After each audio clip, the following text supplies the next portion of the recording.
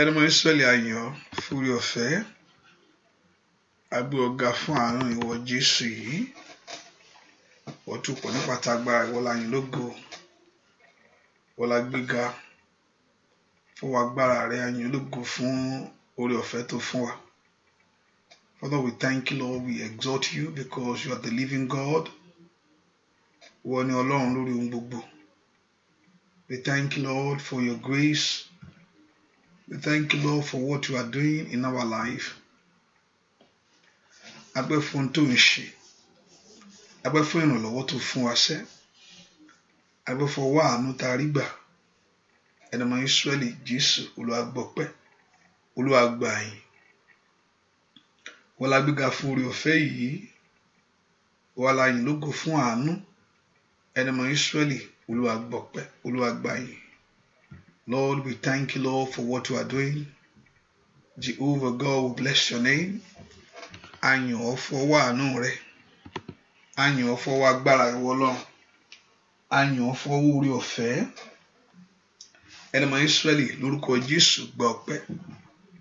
Wọ́n tó pọ̀ ní pàtàgbára àwa gbójú wa sókè sí ọ. A wù ọ́ fún àánú ní àṣálẹ́ yìí. A wù ọ́ fún ìfọwọ́kàn agbára rẹ.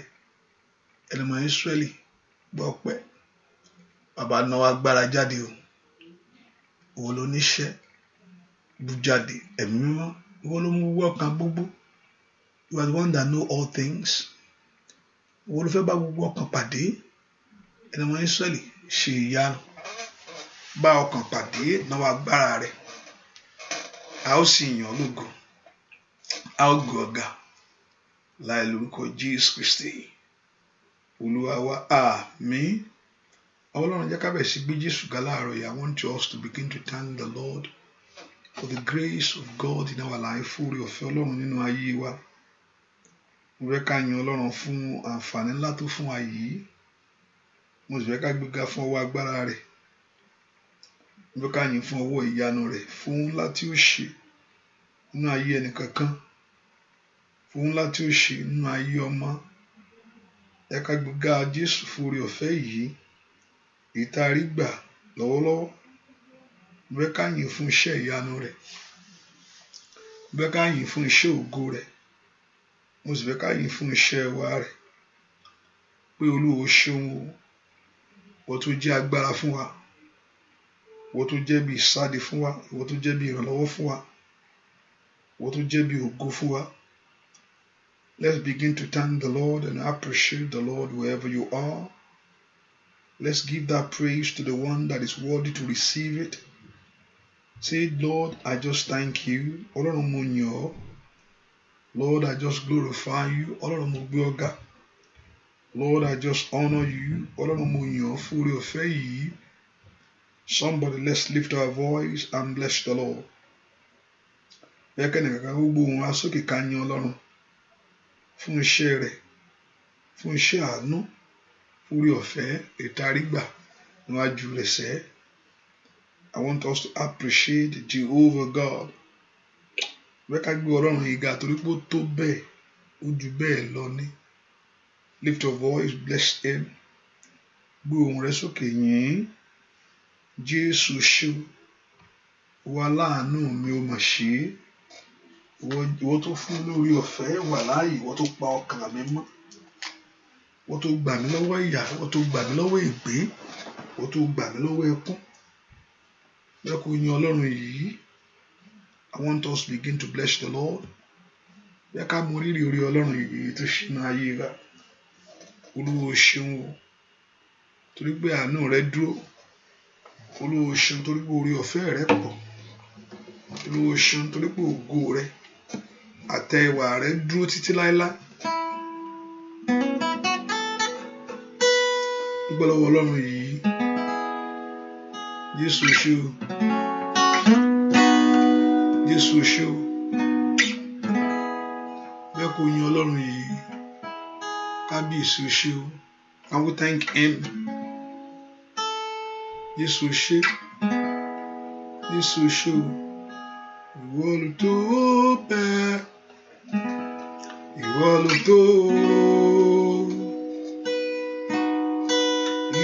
ló tó láti gba ògo, ìwọ ló tó Ọlọ́run wa, ìwọ ló tó tó bẹ́ẹ̀, ìwọ ló tó,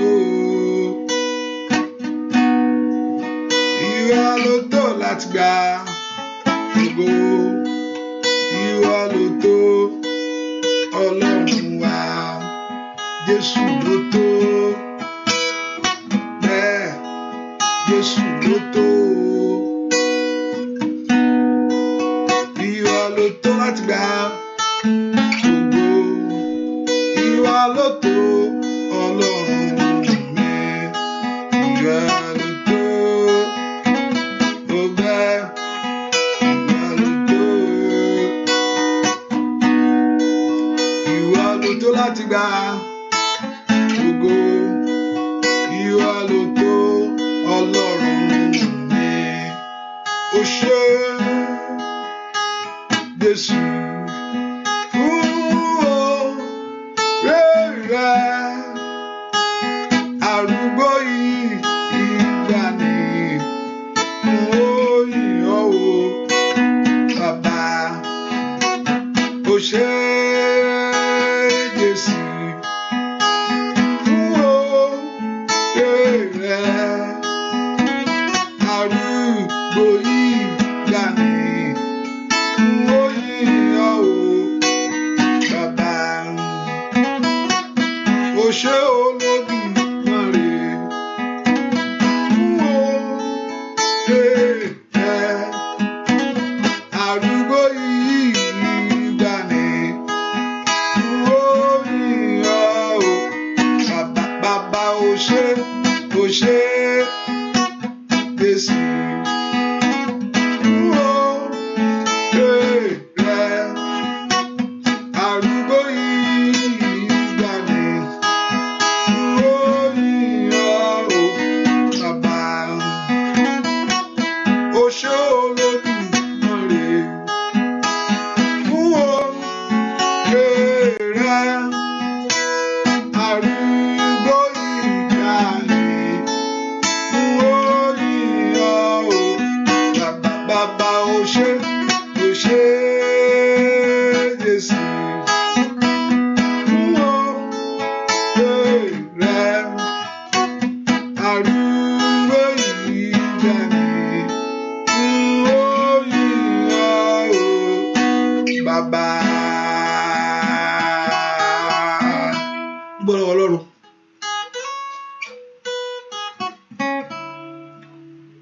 oṣù yìí, èní ni ìparí oṣù January.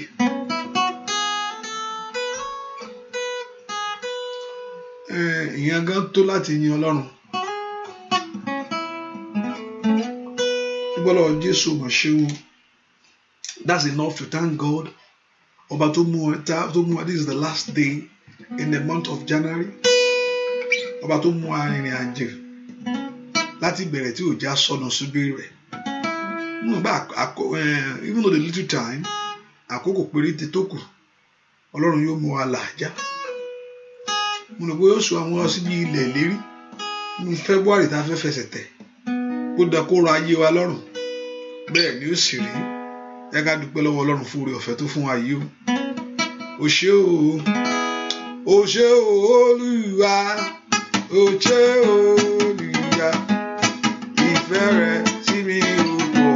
Ó ṣé o Bàbá, ó ṣé o Olúwa, ó ṣé o Olúwa, ìfẹ́ sí mi ò pọ̀. Ó ṣé o Bàbá, ọwọ́ rẹ̀ dà. Ó ṣé Olúwa mi, ó yìn ọ́ Olùgbàlà, ìfẹ́ rẹ̀ sí mi ò pọ̀.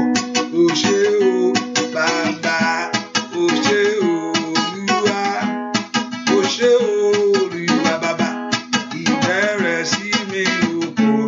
Ó ṣé o Bàbá, ọwọ́ rẹ̀ dà sẹ́. Ọba ńlá, ó ṣé lórí ilé o, ó ṣé lórí ọmọ. Alágbára gíga o, bàbá mi àgbà.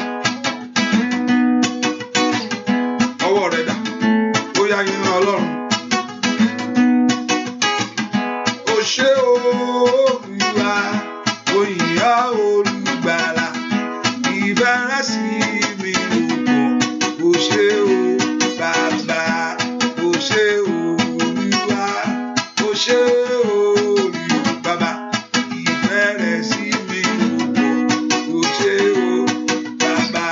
Ó yá yìn Ọlọ́run yìí. Ẹlẹ́dàá rẹ ni, ó yá dúpẹ́. Ọba tí òjò bàjẹ́ fún ayé rẹ o. Ó dúró jù lórí ọmọ ni. Ó dúró jù lórí ẹbí iṣẹ́. Abánijẹ́ o, òde ọ̀run ńlá. Ọba tó gbọ̀ lọ́wọ́ ìyàsẹ́ o. Bàbá ò ṣe, bàbá mi, ó dúpẹ́ lọ́wọ́ rẹ. Ó ṣe o, ó ṣe bàbá, ó ṣe bàbá mi, ó dúpẹ́ lọ́wọ́ rẹ. Ó ṣe o, ó ṣe bàbá wa, ó dúpẹ́ lọ́wọ́ rẹ o.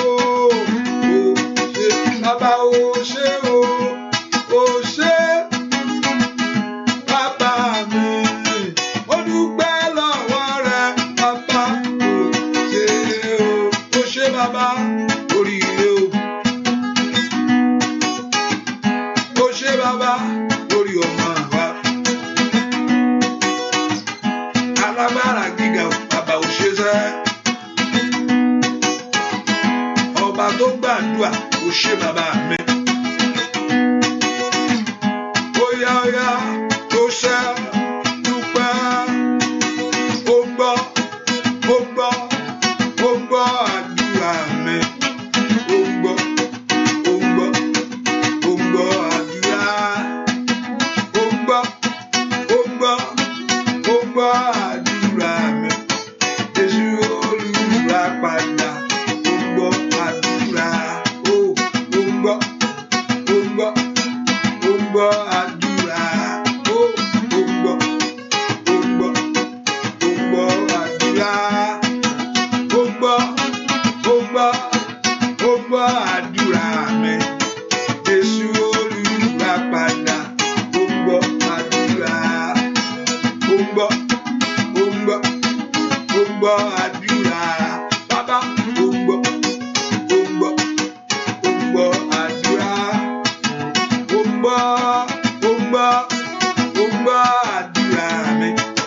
Jésù olùràpadà, ó gbọ́ àdúrà. Ó yá, ó gbọ́, ó gbọ́, ó gbọ́ àdúrà. Ó gbọ́, ó gbọ́, ó gbọ́ àdúrà. Ó gbọ́, ó gbọ́, ó gbọ́ àdúrà mi. Jésù olùràpadà, ó gbọ́ àdúrà. Ó gbọ́, ó gbọ́, ó gbọ́ àdúrà. Ó gbọ́, ó gbọ́, ó gbọ́ àdúrà. Ó gbọ́, ó gbọ́, ó gbọ́ àdúrà. Jésù olùràpadà, ó gbọ́ àdúrà. Ó gbọ́, ó gbọ́, ó gbọ́, ó gbọ́ àdúrà. Ó gbọ́, ó gbọ́, ó gbọ́ àdúrà sá. Ó gbọ́, ó gbọ́, ó gbọ́ àdúrà mi. Jésù olùràpadà, ó gbọ́ àdúrà. Ó gbọ́, ó gbọ́, ó gbọ́ àdúrà rẹ. Ó gbọ́, ó gbọ́, ó gbọ́ àdúrà sá. Ó gbọ́, ó gbọ́, ó gbọ́ àdúrà mi. Jésù olùràpadà, ó gbọ́. Bàbá ó ṣe, ó gbọ́ kábíyèsí. Ó gbọ́ àdúrà. Ó gbọ́, ó gbọ́, ó gbọ́ àdúrà sá. Ó gbọ́, ó gbọ́ àdúrà mi. Jésù olùràpadà, ó gbọ́ àdúrà. dúpẹ́ lọ́wọ́ Ọlọ́run ọba tó gbọ́ àdúrà rẹ. Jésù mà ṣe wo ṣe olórí ayé mi. Lift your voice and exhort him. Ẹ dúpẹ́ fún ìrìn àjò. Even though January, just to thank him from January is enough. Ìṣẹ̀lẹ̀ ló ń ṣẹlẹ̀ ọba tí ò jẹ́ kí gé ayé wó lù ọ́. Bẹ́ẹ̀ ni ọ̀pọ̀lọpọ̀ ló ní àǹfààní wọ bẹ̀. Ọ̀pọ̀lọpọ̀ ló ní àǹfààní wọ January tí ò fẹ́ tí ò ráyè lájáde o. Ṣùgbọ́n agbára jíǹde ó mú ọ jáde. Wàhálà já. Bẹ́ẹ̀ ni wàá tún wọ February ohun rere ó ti tẹ̀ ẹ́ lọ́wọ́ láyé. Ẹni wẹ́ fún Ọlọ́run kò dúpẹ́ fún ìrìn àjò ọjọ́ kìíní náà January 2021. Èyí tó ti dúró tì mí. Ó sì dúpẹ́ pé ó sì wà pẹ̀lú mi the last day of that very month, of this very month is with you. Ẹni wẹ́ fún oore ọ̀fẹ́ tó rí gbà. Kò ń ṣe orílẹ̀-èdè tó gbé. It's not because you are in that country or this and that. Because of the mercy of God in your life. Oore ọ̀fẹ́ Ọlọ́run lórí ayé rẹ ni. Mọ́lọ́run fẹ́ kó yin Jésù yìí, Olúwo ṣeun, alágbàwí ó ṣeun, alágbàtán, agbanilọ́wọ́ ìyà, agbanilọ́wọ́ ìtìjú. Lord, I just thank you. Olúwa mo yìn ọ́, Olúwa mo yìn ọ́ fún oore ọ̀fẹ́ rẹ. Gbọ́ àdúà lórúkọ Jésù Kristi. Olúwa wa àmín. Mo fẹ́ kó pe Jésù mi tó wà sẹ́. Ẹ̀wẹ̀ kọ́ sọ fún Ọlọ́run. Ọlọ́run dárí gbogbo ti ṣẹ̀ sí ọ tí mo mọ̀ pé mo ṣẹ̀ sí ọ. Béèrè pé tẹ́lẹ̀ ṣẹ̀ bá mọ ara ẹ̀gẹ́ bí ẹlẹ́ṣẹ̀. I mean, you acknowledge it. That's what God needs from you. You acknowledge your sin. You must acknowledge your sin before the Lord. Ìyẹn láti mọ̀ pé ẹ̀ṣẹ̀ ni ohun tó mú Sọ́ọ̀lù sọ̀jọba nù ní láì mọ ẹ̀ṣẹ̀ ẹ̀gẹ́ bí ẹ̀ṣẹ̀. Lord, I know I acknowledge my sin before you, God. Olúwa mo mọ ẹ̀ṣẹ̀ mi o. Olúwa dárí àṣírí mi jì. Ask the Lord to forgive every sin.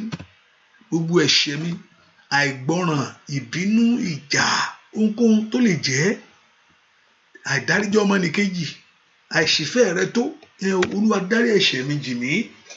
Lẹ́kọ̀ọ́ orúkọ Jésù makandali moko santaliba. Ẹ sọ fún Ọlọ́run alààyè. Olúwa dárí ẹ̀ṣẹ̀ mi jì mí. Orúkọ Jésù dáadáa. Gbogbo ẹ̀ṣẹ̀ mi, Olúwa dáríjì. Lord, forgive me all my sin. Olúwa jẹ́ n rí àánú ńlá rẹ gbà. I want you to open your heart and pray for the mercy of God. Olúwa jẹ́ n rí àánú, Olúwa ṣàánú fún mi. Dárí ẹ̀ṣẹ̀ mi jì mí. Gbogbo ẹ̀ṣẹ̀ mi, gbogbo Olúwa dárí gbogbo ẹ̀ṣẹ̀ rán. Every of your father's sin, every of your generation's sin. Gbogbo ẹ̀ṣẹ̀ rán mi èyí tí ń béèrè fún ìdájọ́. That is calling for judgment. Gbogbo ẹ̀ṣẹ̀ tí ń béèrè fún ìdájọ́ lórí mi. Olúwa fẹ̀jẹ̀ rẹ parẹ́. Ẹ̀ṣẹ̀ yẹn máa ń béèrè fún ìdájọ́. Sọ́ọ̀lù ló ṣẹ̀. Sọ́ọ̀lù ló ṣẹ̀ ṣùgbọ́n nígbà tí ìdájọ́ dé àwọn ọmọ rẹ̀ ló forí ko. Ṣèbí Ọlọ́run náà ló sọ pé Bíbélì náà ló sọ pé ó ní tí ẹlẹ́ṣẹ̀ bá ń jìyà olódodo náà ń kó máa ń forí ko jábẹ́ẹ̀nì. Gbogbo tí mo ti ṣẹ̀ sí ọ Olúwa dáríjì gbogbo tí ìdájọ́ tí ẹ̀ṣẹ̀ rán tí ń pè fún ìdájọ́ lórí mi. Ọlọ́run dáríjì ní orúkọ gbogbo ẹ̀ṣẹ̀ tí kàtàlì màkàsàtà gbogbo ẹ̀ṣẹ̀ rán èyí tí ń pè fún ìdájọ́ lórí ayé àwọn ọmọ mi. Azọlọ mi kálí màkóṣà tó lè mọ̀kóṣà tẹ̀. Ẹ pe orúkọ Jésù mi tẹ́ wà sẹ́. Ẹni máa Ísírẹ́lì Olúwa dáríjì. Ọwọ́ àánú ńlá rẹ kó farahàn lórí ayé mi lónìí o. Ẹ kó orúkọ Jésù ní that the hand of your mercy, the grace of your mercy, let it be revealed in my life. Olúwa ṣàánú fún mi. Ayé mi rí àánú lágbà. Mọ́lọ́run lánàá kó gbàdúrà Olúwa ṣàánú fún mi. Ayé mi kó rà àánú gbà. Ẹ kó orúkọ Jésù mi tó wà ní. Olúwa àánú ni mò ń fẹ́. Ṣàánú fún mi bàbá. Jẹ́ n rí àánú náà rẹ gbà. Olúwa jẹ́ n rí àánú rẹ gbà. Ẹ kó orúkọ Jésù ṣàánú fún mi. Mo mọ ara mi bí ẹlẹ́ṣẹ̀ ẹ̀ṣẹ̀ ni. Mo mọ̀ bẹ́ẹ̀ bàbá. Dáríjì mi. Dáríjì mi. Dáríjì mi. Dáríjì mi. Ṣàánú fún mi. Ṣàánú fún mi. Ó yá ṣàánú fún mi bàbá. Ó yá ṣàánú fún ayé mi. Tell him to have mercy. Ó yá ṣàánú fún mi ni. Olúwa ṣàánú fún mi ni. Olúwa ṣàánú fún mi ni. Ẹ pé Jésù ṣàánú fún mi Ọlọ́run. Olúwa ṣàánú fún ayé mi. Olúwa ṣàánú fún ìran mi. Ṣàánú fún ọmọ mi. Ẹ jẹ́ ká béèrè àánú lọ́wọ́ rẹ̀ sẹ́. Èmi ó ṣàánú fún àwọn tó ń wo ṣàánú fún. Nínú àwọn tí wàá ṣàánú fún. Olúwa kà mí mọ́ wọn. Nínú àwọn tó fàánú ńlá rẹ wò ọ̀rọ̀ wọn. Olúwa kà mí mọ́ wọn. Ayé mi ìjó ra àánú gbà. Ilé mi ìjó ra àánú gbà. Somebody ask God for his mercy in your life. Kẹ́nìkan kó béèrè àánú lọ́wọ́ Ọlọ́run. Olúwa ṣàánú fún mi. Jésù ṣàánú fún mi.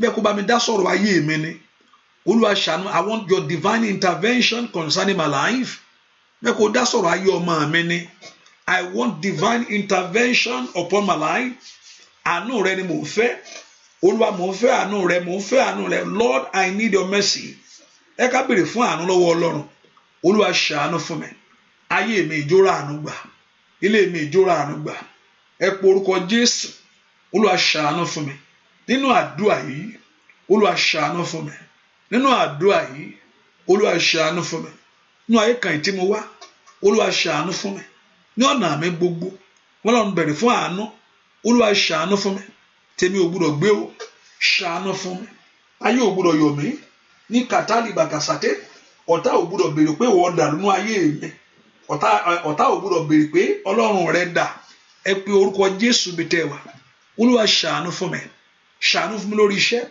ṣàánú fún mi lórí ọmọ mi ṣàánú fún mi ní gbogbo ọ̀nà mi somebody cry to God for his mercy ẹ ká béèrè àánú lọ́wọ́ Ọlọ́run tó ṣàánú fún àwọn tiẹ̀ ṣàánú fún mi orúkọ Jésù ṣàánú fún mi Ọlọ́run mò ń fẹ́ àánú rẹ ni Olúwa àánú rẹ ni mò ń fẹ́ nínú àdúrà yìí bẹ́ẹ̀ kó fi ohun rere lé mi lọ́wọ́ bẹ́ẹ̀ kó fi ohun rere lé mi lọ́wọ́ bẹ́ẹ̀ kó fi ohun rere fún mi Olúwa ṣàánú fún mi Olúwa ṣàánú fún mi gbọ́ àdúrà lórúkọ Jésù Kristi Olúwa wa orúkọ Jésù yóò Olúwa sọ mí di alágbára mo ní ọ̀pọ̀lọpọ̀ ẹlòmíì kò yẹ pé Ọlọ́run ò kì í fúnyàn ní ire téèyàn sọ yẹn ẹni tó ní kéèyàn béèrè that's my belief that the one that told you that you should ask he want to give to you ẹni tó ní kéèyàn béèrè ó fẹ́ fúnyàn ṣùgbọ́n agbára kan náà máa ń dí èèyàn kò dí ohun lọ́wọ́ agbára ọ̀tá ò dí Ọlọ́run lọ́wọ́ ṣùgbọ́n agbára kan máa ń dí èèyàn ó lè dí èèyàn lọ́wọ́ ṣùgbọ́n Ọlọ́run fúnra rẹ̀ ó ti kò sí talẹ̀ náà ẹni tó bá kọlù yóò lọ́wọ́ owó ni but many things can hold us down like accuser like accuser of brethren things in the májẹ̀mú covenant there are many things that can hinder sin there are many things in our life ọ̀tá ilé okay àti gbárí yẹn ẹ ká sọ fún Jésù Olúwa sọ mí di alágbára mo fẹ́ kí ire tó fún mi nínú àdúrà kó bá mi kalẹ̀ mo fẹ́ kí ire tó fún mi nínú àdúrà yìí kó di mímọ̀ fún ayé mi bá mi ṣẹ́gun ajírégbé abarijẹ́ o ẹni tó lóun ò ní fi ẹni tí ò fẹ́ fọ̀nà lẹ̀ fún ayé mi the one that say no kóun ò ní jẹ́ kó rọ́nà lọ gbogbo pátó tí ò fẹ́ kí n rọ́nà gbà gbàgbàkágbà tí ò fẹ́ kí ìyanu mi ṣẹlẹ̀ kó di mímọ̀ fún ayé mi olórí ogun àdúgbò mi the principality in that city olórí ogun àdúgbò rẹ tí ò fẹ́ kí ìyanu rẹ bú jáde ẹ pe orúkọ Jésù sọ mí di alágbára lónìí ayé mi gbàgbára yìí mo fẹ́ kí ayé mi bá mi kalẹ̀ mo fẹ́ kó tó fún mi kó di mímọ̀ fún ayé mi ní moholi makasata I want your blessing to manifest in my life I want your blessing to manifest in my life mo fẹ́ kí ìyanu mi kó farahàn mo fẹ́ kí ìyanu mi kó di mímọ̀ fún ayé mi lónìí Olúwa sọ mí di alágbára Olúwa sọ mí di alágbára ẹ pe orúkọ Jésù ẹ Olúwa kó sọ wá di alágbára ní kàdálọ́sì Jehovah God to empower your life in the name of Jesus ask the Lord to empower you ask Jehovah God to empower your dreams ask the Lord to empower your life in the name of Jesus empower me o God empower me o God empower me o God sọ mí di alágbára empower me o God I want my life to be empowered I want my life to be empowered mo fẹ́ kí ayé mi kó gbàgbára mo fẹ́ borí mo fẹ́ ṣẹ́gun orúkọ Jésù mo fẹ́ gbé ẹrù dórí ìkàbàbò sàtáyàbà mo fẹ́ dé ilẹ̀ lérí ìmísẹ́ ìnìnìmọ̀kó sàtólíà I want to fulfill my dreams in the name of Jesus empower me o God ẹ pé orúkọ Jésù kí Ọlọ́run ọ̀run kó gbé wa wọ̀ pẹ̀lú agbára rẹ̀ sọ mí di náà ní orúkọ Jésù Olúwa sọ mí di náà Olúwa sọ mí di náà kanimakasata le prando tekelebo kójú kó ti ogun ayé mi Olúwa sọ mí di náà kójú kó ti ogun ayé mi Olúwa sọ mí di náà kójú kó ti ogun ayé mi Olúwa gbé mi wọ̀sẹ̀ agbára tí ń gbáre agbára tí ń gbáre agbára tí ń gba ire tí ìdí rẹ̀ ó fi bọ́ ọ kalẹ̀ ní pàrọ̀ pàtẹ́dìyàrá bóun tó fún mi tó fi di mímọ̀ fún ayé Mokoli moko shate. Ohun tó parí nínú ayé mi. Ìkéré moko shata. Èyí tó fi di mímọ̀ fún ayé mi sẹ́. Olúwa wọ̀ mí ní agbára. Agbára wọ̀ ọmọ mi lágbára. Ó yá béèrè fún agbára fọ́mọ yẹn. Béèrè fún agbára fọ́mọ yẹn. Ní orúkọ Jésù. Agbára tọ́mọ yẹn ó fi nàró. Èyí tó fi ṣoore láyé. Béèrè fún agbára fún ọmọ yẹn. Ask for the power of God for your children. Kọ́lọ́run kó wọ̀ wọ́n ní agbára. Olúwa wọ̀ wọ́n ní agbára. Wáyé mi lágbára. Gbọ́ àdúrà lórúkọ Jésù Kristi. Olúwa wa má dá nìkan gbọ́. Praise the Lord. Má dá nìkan gbọ́. Don't listen to it alone. What you have to do, just call your friends and family to listen to it. Láti jọ gbọ́. Because níbi àdúrà ni ìṣẹ́gun wà. Àdúrà ò sí níbi kankan. Ìṣẹ́gun ò sí níbi kankan. Ìṣẹ́gun wà lọ́wọ́ Ọlọ́run. Ìṣẹ́gun ọwọ́ Ọlọ́run ló wà. Ó sì wà nígbà tí èèyàn bá ké pé the victory is in the hand of God and the victory is in the when we call upon the Lord, and that's what you are doing. You have been doing it from January, from the beginning of January. You have been you pray every day. You have been for the rest of your life. You have been doing it. Kó wá di mímọ̀ fún ẹ pé orúkọ Jésù.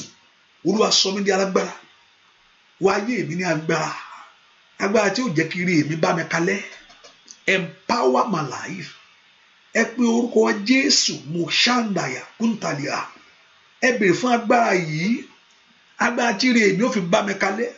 Mo ní ẹni tó ní kó o bèrè fẹ́ fún ọ ní. Ọ̀pọ̀lọpọ̀ Ọlọ́run ti fún ní ire yìí. Tó fi dá lójú pé yóò sì di mímọ̀. I know many of you have received the blessing. Mo ní ìgbàgbọ́ bẹ́ẹ̀ náà. Kí ire yẹn kó wá bọ́ ọ kalẹ̀ kó di mímọ̀ fún ayé ni. Olúwa ti fún ọ ní ire yẹn. Ọ̀pọ̀lọpọ̀ Ọlọ́run ti kanlẹ̀kùn lé rẹ̀. Moshanda lebakasata. Tí ẹ̀rí rẹ̀ ó fi dájú. Lord, empower me. Agbára tí ire mi ó fi bá mi kalẹ̀. Agbára tí ire mi ó fi di mímọ̀ fún mi. Ní orúkọ Jésù Olúwa wò mí. Ẹ bèrè fún agbára náà. Ẹ bèrè fún agbára ńlá. Agbára tí ó ṣe tiẹ̀ fún ọ. Agbára tí ó lànà àbáyọ. Ní orúkọ Jésù. Agbára tó mú ohun rere ṣẹlẹ̀. Agbára tó mú ohun ọ̀tun ṣẹlẹ̀ sẹ́. Agbára Ọlọ́run wọnú ayé mi o. Agbára Ọlọ́run wọnú ayé mi o. Agbára Ọlọ́run wọnú ayé onílò rẹ̀. You need it. Ó ju owó lọ. You need that power more than money. Ó ju owó lọ. Ohun ta. Ó yá gbé mi wọ̀. Gbé mi wọ̀. Bàbá gbé mi wọ̀. Gbé mi wọ̀. Bàbá gbé mi wọ̀. Agbára ńláńlá tó gbé Jésù wọ̀. Ọjọ́ wọ̀ ni bàbá gbé mi wọ̀. Ó yá gbé mi wọ̀. Bàbá gbé mi wọ̀. Gbé mi wọ̀. Bàbá gbé mi wọ̀. Agbára ńláńláńláńlá tó gbé Jésù wọ̀. Ọjọ́ wọ̀ ni bàbá gbé mi wọ̀. Agbára wò lórí ọmọ. Agbára ńlá lórí aya o. Agbára Olódùmarè tó wọnú ayé rẹ o. Bàbá gbé ayé wa wọ̀ lọ́tun. Let God refill your heart. Agbára ìṣerere. Agbára tí ó mú rere bá ọ, ó mú rere wọlé wá. Óyá. Gbé mi wọ̀. Bàbá gbé mi wọ̀. Gbé mi wọ̀. Bàbá gbé mi wọ̀. Agbára ńláńláńlá tó gbé Jésù wọ̀. Ní ọjọ́ wá ní bàbá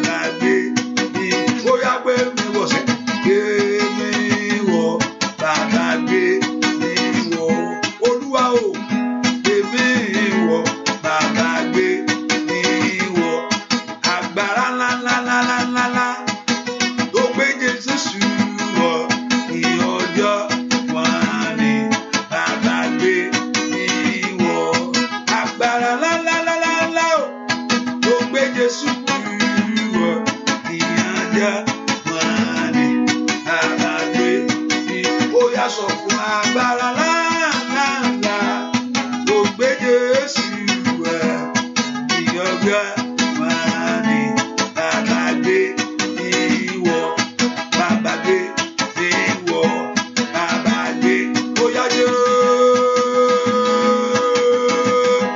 bàbá gbé ó yá wí bẹ́ẹ̀ ó lórí ọmọ bàbá gbé ìwọ lórí aya ó yá bàbá gbé ó yá fún ìṣerere ó yá gbé mi wọ̀ Olódùmarè bàbá gbé ó yá sọ fún kí n lè sí ọ̀tọ̀kàntọ̀kàn bàbá gbé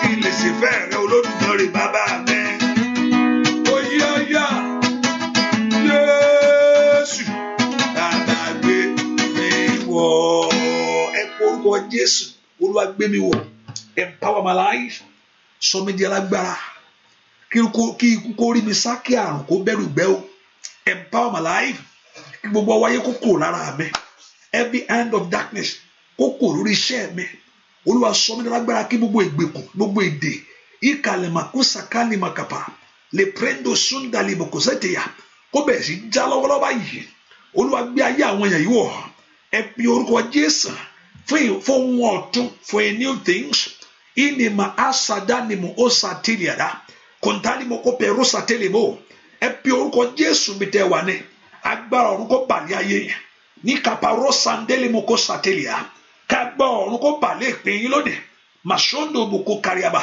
kí ìpín náà kó bẹ̀rẹ̀ sí ṣe rere matoli mako satelia kí ìpín yín kó bẹ̀rẹ̀ sí ṣe rere ó yẹ gbàdúrà wọ́n ní kẹ́ ẹ bẹ̀rẹ̀ sí rere ṣe mokoli moko sateliba wọ́n ní kí ìpín yín kó bẹ̀rẹ̀ sí ṣohun ọ̀tun alima kó pẹ̀rọ pẹ̀tẹ̀ Olúwa sọ wọ́n di alágbára ní orúkọ Jésù kí ọwọ́ ayé kó kù Olúwa sọ wọ́n di alágbára ní orúkọ Jésù kí ọwọ́ ìjà ènìyàn kó fi ayé wọn sílẹ̀ ní orúkọ Jésù mo ní kí Ọlọ́run kó sọ yín di alágbára ẹgbàgbára ńlá ẹgbàgbára yìí ẹgbàgbára yìí ẹgbàgbára yìí ẹgbàgbára yìí ẹgbàgbára yìí ẹgbàgbára yìí ẹgbàgbára yìí ní orúkọ Jésù ẹgbàgbára ńlá ayé yín kó gbàgbára ayé ọmọ yín kó gbàgbára iṣẹ́ yín kó gbàgbára ní orúkọ Jésù masayindaba lakurabadeya ẹ pe orúkọ Jésù gbúàdúà lórúkọ Jésù Kristi Olúwa wa ẹ pe orúkọ Jésù àzọlọ Olúwa gbà mí lọ́wọ́ ẹni tó ju ayé mi lọ Bíbélì náà sọ ó ní deliver me from the battle that's stronger than I lọ́wọ́ ẹni tó jù mí lọ ẹ̀yàn ṣùgbọ́n kò ju Jésù lọ Olúwa gbà mí lọ́wọ́ alágbára tí ń dààmú ayé mi alágbára tó ń fìyà jẹ ìpín mi alágbára tó ń fìyà jẹ ayé àwọn ọmọ mi Olúwa tú mi sílẹ̀ lọ́wọ́ agbára yẹn tí o bá ti bọ́ lọ́wọ́ agbára yẹn ire ó jáde tí èèyàn bá ti bọ́ lọ́wọ́ ogun lọ́wọ́ kan ní ire ó wọlé ohun tó ń dí orí lọ́wọ́ náà lógun ohun tó ń dí orí lọ́wọ́ náà ní ọ̀tá Ọlọ́run ò fẹ́ mú Ọlọ́run òróró èèyàn ló burú Ọlọ́run òróró God is not a wicked God bó èèyàn ló burú ìbí Ọlọ́run náà confirm ẹ̀ pé èèyàn ọkàn èèyàn burú jáì ta ló lè mọ̀ ọ́n ẹ pe orúkọ Jésù làkàlì màkàsàtà Olúwa gbà mí lọ́wọ́ ẹni tó jù mí lọ tó fẹ́ kí n ṣe rere Olúwa gbà mí lọ́wọ́ ẹni tó jù mí lọ tó fẹ́ kí n ro rere yìí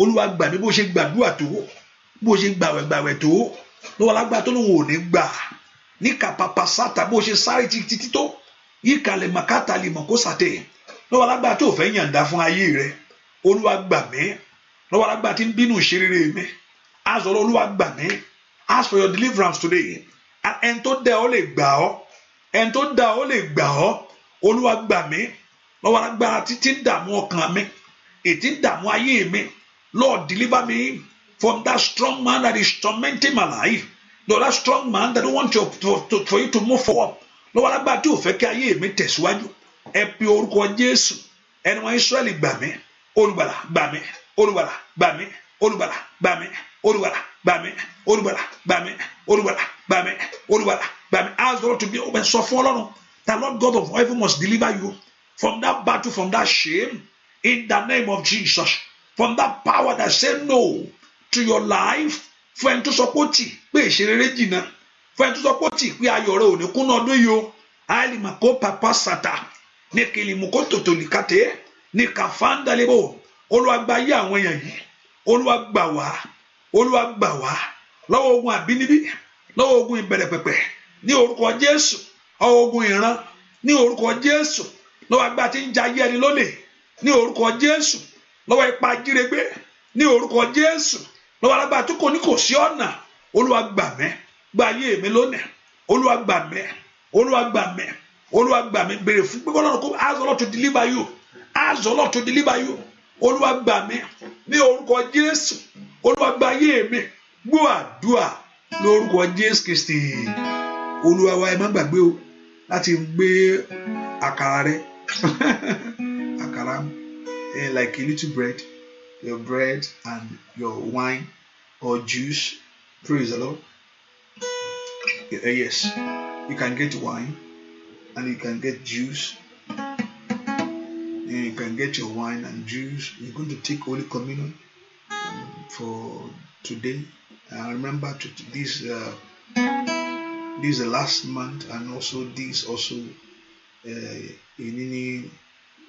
don't want to use the language àdúrà parí. Àdúrà tẹ̀síwájú. So I don't want to say àdúrà parí. Okay. Praise the Lord. Praise the Lord. Àdúrà tẹ̀síwájú lálẹ́, àdúrà tẹ̀síwájú lálẹ́. And for this section today is one. Let me see fasting or something like that. Okay.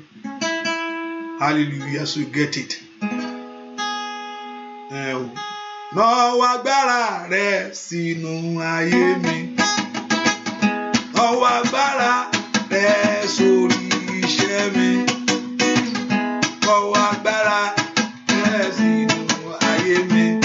Àbájẹ́ kí ni àdúrà kò ṣe mí lóore. Nawọ́ agbára rẹ sínú ayé mi. Bàbá, nawọ́ agbára rẹ sórí iṣẹ́ mi. Nawọ́ agbára rẹ sínú ilé mi. Bàbá jẹ́ kí ni àdúrà kò ṣe mí lóore. Óyá óyá. Nawọ́ agbára rẹ sínú ilé mi. Nawọ́ agbára rẹ sínú ayé mi. Nawọ́ agbára rẹ sínú iṣẹ́ mi. Bàbá jẹ́ kí ni àdúrà kò ṣe mí lóore. Agbára rẹ sínú ayé mi. Nawọ́ agbára rẹ sórí ilé mi. Nawọ́ agbára rẹ sínú iṣẹ́ mi. Bàbá jẹ́ kí ó ní àdúrà kò ṣe mí lóore. Ọwọ́ rẹ dà. Ọwọ́ agbára Olódùmarè sẹ́. Ọwọ́ rẹ dà bàbá. Ó yá náà jáde o. Ọwọ́ àánú, ọwọ́ olùfẹ́, ọwọ́ ògo, ọwọ́ ẹwà, ọwọ́ àṣeyọrí iṣẹ́. Ó yá náà jáde. Nawọ́ agbára rẹ sórí iṣẹ́ mi. Nawọ́ agbára rẹ sórí ilé mi. Bàbá, nawọ́ agbára rẹ sórí ilé mi. Bàbá jẹ́ kí ènìyàn kó mọ̀ kó ṣe mí lóore. Nawọ́ agbára rẹ sínú ayé mi. Nawọ́ agbára rẹ sórí iṣẹ́ mi. Bàbá, nawọ́ agbára rẹ sínú ilé mi. Bàbá jẹ́ kí ènìyàn kó ṣe mí lóore. Ẹ pe orúkọ Jésù. Olúwa dìde fún mi lónìí. Ẹnìkan gbàdúrà. I want somebody to pray. Sọ fún Ọlọ́run ní ìkóríta tí mo dé yìí. Tẹ́ pé tí ẹ̀rù ti ń bà mí at this junction that you are afraid. At this junction that you don't know what to do. Mi máa tí màá ṣe mọ́. Olúwa dìde fún ọ̀rọ̀ mi. Arise to help me. At this junction of your life. Ní ibi tó wà yìí. That you don't know what to do anymore. Mi máa tí ṣe mọ́. Mi máa tí màá fọ̀rọ̀ mi lọ mọ́. Olúwa dìde kó ràn mí lọ́wọ́. Bẹ́ẹ̀ kó porúkọ Jésù. Bẹ́ẹ̀ kó gbàdúrà sẹ́. At this very junction in your life that you don't know what to do, you don't know what to talk, you don't know who to talk to. Olúwa dìde fún ayé mi lórí ìkóríta ó sú mi yìí. At this junction that I'm tired, at this junction of life that I don't know what to do anymore. Ili makali makasata. At at this junction in my life, Olúwa dìde, Olúwa ràn mí lọ́wọ́. Ẹ pe orúkọ Jésù bí tẹ́ wá sẹ́, pé kí Ọlọ́run ọ̀run kó ràn ọ́ lọ́wọ́. Olúwa, ask the Lord to come to help you at this junction in my life. Nínú eléyìí nínú ayé mi bàbá, Olúwa dìde ràn ayé mi lọ́wọ́, ràn ayé àwọn èèyàn yìí lọ́wọ́. Ní orúkọ Jésù, gbé ìrànlọ́wọ́ dìde bàbá, gbé ìrànlọ́wọ́ dìde fún ayé wọn, gbé ìrànlọ́wọ́ dìde fún ayé wọn, gbé ìrànlọ́wọ́ dìde fún ayé wọn. At this junction, ní ìkóríta tí mo dé yìí, ìkóríta tí mi mọ bí màá ṣe ṣe mọ́, ní orúkọ Jésù, ìkóríta tí mi ìrònú lọ́wọ́. At this junction, there's no helper. Ikele moko papapasa, eli makata telebo. At this junction, yele moko perekete. Ẹ pe orúkọ Jésù. At this junction of life, ní ìkóríta tí mo dé yìí, ní orúkọ Jésù, Olúwa ràn mí lọ́wọ́. Ẹ gbàdúrà ní ìkóríta tó dé yìí o, ní orúkọ Jésù. Ìkóríta tó dé yìí, Olúwa ràn mí lọ́wọ́. Olúwa ràn mí ní ìkóríta tí mi mọ bí màá ṣe yà sí lórílẹ̀-èdè yìí. That I don't know where to turn to. I don't know who to talk to. That's why I talk to you. Ẹ dá sọ̀rọ̀ mi. Ìkóríta tí mi lágbára mọ́ yìí, Olúwa dìde fún ìrànlọ́wọ́ mi. Ẹ béèrè fún ìrànlọ́wọ́ ńlá lọ́wọ́ Ọlọ́run alààyè. Ask God for his help over your life at this junction of life. At this junction of life. Ìnẹnẹmọ tí mo ti sapá mi títì ní orúkọ Jésù. At this junction of life, tí mi mẹ́bí tí ń sọ̀rọ̀ fún, ó yá. Ẹ gbé ìrànlọ́wọ́ dìde fún ayé mi. Ọlọ́run lanu kó gbàdúrà. Ó na kí ìrànlọ́wọ́ dìde. Olúwa dé kí ìrànlọ́wọ́ dìde. Olúwa ràn mí lọ́wọ́. Gbọ́ àdúrà lórúkọ Jésù Kristi. Olúwa wa, ẹ pe orúkọ Jésù. Ogun tó lé mi wọnú àdúrà ìṣẹ́ lónìí. Ẹ kó pe orúkọ Jésù dáadáa. Ogun tó lé mi wọnú àdúrà ìwọlẹ̀. Ẹ kó pe orúkọ Jésù. Ogun tó lé ọ wọnú àdúrà yìí kó ṣẹ́ lónìí. Ẹ kó pe orúkọ Jésù dáadáa. Ọba tó pọ̀ ní pàtàgbára, jẹ́ kí ogun tó lé mi wọnú àdúrà ìṣẹ́. Let every battle maye keteli mokotali makasata. Gbogbo tí mo fẹ́ kó ṣẹ́ nú àdúrà yìí ni kó ṣe fún mi. Bẹ́ẹ̀ kó pe orúkọ Jésù dáadáa. Gbogbo tí mo fẹ́ kó mú kó nú àdúrà yìí ni kó mú kó. Olúwa, gbogbo tí mo fẹ́ kó wá ni kó wá nú àdúrà yìí. Olúwa, ṣe tèmi láṣẹ pé pátápátá. Nínú àdúrà yìí, ṣe tèmi láṣẹ pé pátápátá. Olúwa, ṣe tèmi láṣẹ parí pátápátá. Nínú ogun tí mo fẹ́ kó ṣẹ́ ni kó ṣẹ́ fún mi. Ogun tí mo ní kó ṣẹ́ ni kó ṣẹ́ bàbá. Let every battle that you have been telling the Lord to remove from your life. Ohun tí mi ìfẹ́ rí mọ́ ni mi ìfẹ́ rí mọ́ Olódùmarè. Ó ní kó parẹ́ fún mi. Ohun tí mi ìfẹ́ rí mọ́ ni mi ìfẹ́ rí mọ́. Ní kó parẹ́ fún mi. Nínú ayé ọmọ mi, ohun tí mi ìfẹ́ rí mọ́ ni mi ìfẹ́ rí mọ́. Whatever I don't want to see, I don't want to see it anymore. Ohun tí mo fẹ́ kó wá ni kó wá nú àdúrà yìí fún mi. Ìlì moko ṣàtàlì moko tàyà. Bẹ́ẹ̀ kó porúkọ Jésù dáadáa. Pé ohun tó ò fẹ́ rí mọ́ ló ò fẹ́ rí mọ́. Ohun tó ò fẹ́ rí mọ́ ló ò fẹ́ rí mọ́. That very thing that you don't want to see anymore, that I don't want to see. My Lord and my Father and my God, ohun tí mi ìfẹ́ rí mọ́ ni mi ìfẹ́ rí mọ́. Ọwọ́ ìyà kúrò nú ayé mi. Ọwọ́ ogun kúrò nú iṣẹ́ mi. Ọwọ́ gbèsè kúrò nú ìran mi. Ó yá ọmọ Ọlọ́run lanu kó gbàdúrà. O ò fẹ́ rí àṣetì yẹn mọ́. Ó yá ohun tó ò fẹ́ rí mọ́ ni ò fẹ́ rí mọ́. That very thing that you don't want to see, I don't want to see anymore. In the name of Jesus, I don't want to see failure anymore. I don't want to see disappointment anymore. Mi ìfẹ́ rí ìyà mọ́. Mi ìfẹ́ rí àṣetì mọ́. Mi ìfẹ́ rí òṣì mọ́. Ó yá. Mi ìfẹ́ rí ìgbèkùn mọ́. Níbo lo wà sẹ́? Where are you? Nanana makosha tayabo. Porúkọ Jésù dáadáa. Màsíndélé boko tayaba. Mi ìfẹ́ rí ẹ̀gàn múnú ayé mi. Ní orúkọ Jésù. Ó yá. Ohun tó fẹ́ rí mọ́ ló fẹ́ rí mọ́ o. Olúwa, ohun tí mi ìfẹ́ rí mọ́ nú àdúrà mi ìfẹ́ rí mọ́. Mi ìfẹ́ rí ọwọ́ ìyà mọ́ nú ayé mi. Ní orúkọ Jésù. Mi ìfẹ́ rí ọwọ́ ìtìjú nú ayé mi. Mi ìfẹ́ rí ọwọ́ ẹ̀gàn nú ayé mi. I don't want to see failure anymore. I don't want to see disappointment anymore. In the name of Jesus. I don't want to see it anymore. Mi ìfẹ́ rí mọ́. Mi ìfẹ́ rí ogun mọ́ nú ayé mi. Ní orúkọ Jésù. Mọ́lọ́run lanu kó gbàdúrà. Ìdí tó fi gbàdúrà nìyẹn. Mi ìfẹ́ rí ìyà mọ́ nínú ayé mi sẹ́. Ohun tí mi ìfẹ́ rí mọ́ ni mi ìfẹ́ rí mọ́ nú ayé mi o.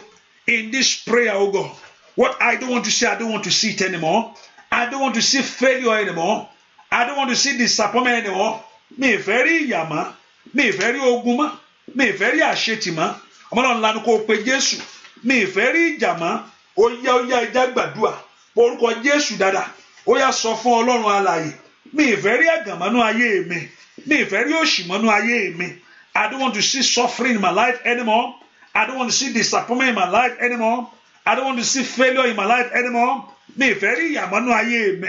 Ó yá ọmọ Ọlọ́run lánàá kó pe Jésù ohun tí mi ìfẹ́ rí mọ́ mi ìfẹ́ rí mọ́ mi ìfẹ́ rọ́wọ́ ayé inú ayé mi mọ́ o ní orúkọ Jésù ọmọ Ọlọ́run lánàá kó pe Jésù yẹn mi ìfẹ́ rí owó òṣì mọ́nú ayé mi mi ìfẹ́ rí mọ́ mi ìfẹ́ rọ́wọ́ ogun mọ́nú ayé mi mi ìfẹ́ rí ìtìjú mọ́ ọmọ Ọlọ́run lánàá kó gbàdúrà ohun tí mi ìfẹ́ rí you don't want tell the Lord what you don't want to say anymore tell the Lord ohun tó ò fẹ́ rí mọ́ ẹ̀rọ ò fẹ́ rí mọ́ ní orúkọ Jésù mi ìfẹ́ rí ẹkún mọ́nú ilé mi màkàlì màkósàtà lè pẹ́ẹ́rì bẹ̀tẹ̀tẹ̀tẹ̀ ohun tó ò fẹ́ rí mọ́ ló ò fẹ́ rí mọ́ ọ̀run kó gbọ́ bẹ́ẹ̀ ó yẹ ẹ ṣe bẹ́ẹ̀ ó yẹ ẹ gbà bẹ́ẹ̀ ẹ gbà bẹ́ẹ̀ ní orúkọ Jésù ẹ gbà fún mi ẹ̀yin ogun ọ̀run o ẹ gbà fún ayé mi ẹ̀yin ogun ọ̀run o ẹ gbà fún iṣẹ́ mi ẹ̀yin ogun ọ̀run o ẹ gbà fún ayé ọmọ mi ní orúkọ Jésù ní kàtàtàtàdé àní sọ fún Ọlọ́run ohun tó ò fẹ́ rí mọ́ ló ò fẹ́ rí mọ́ mo kọ ikú àìtọ́jọ́ mo kọ ọwọ́ àṣetì ní orúkọ Jésù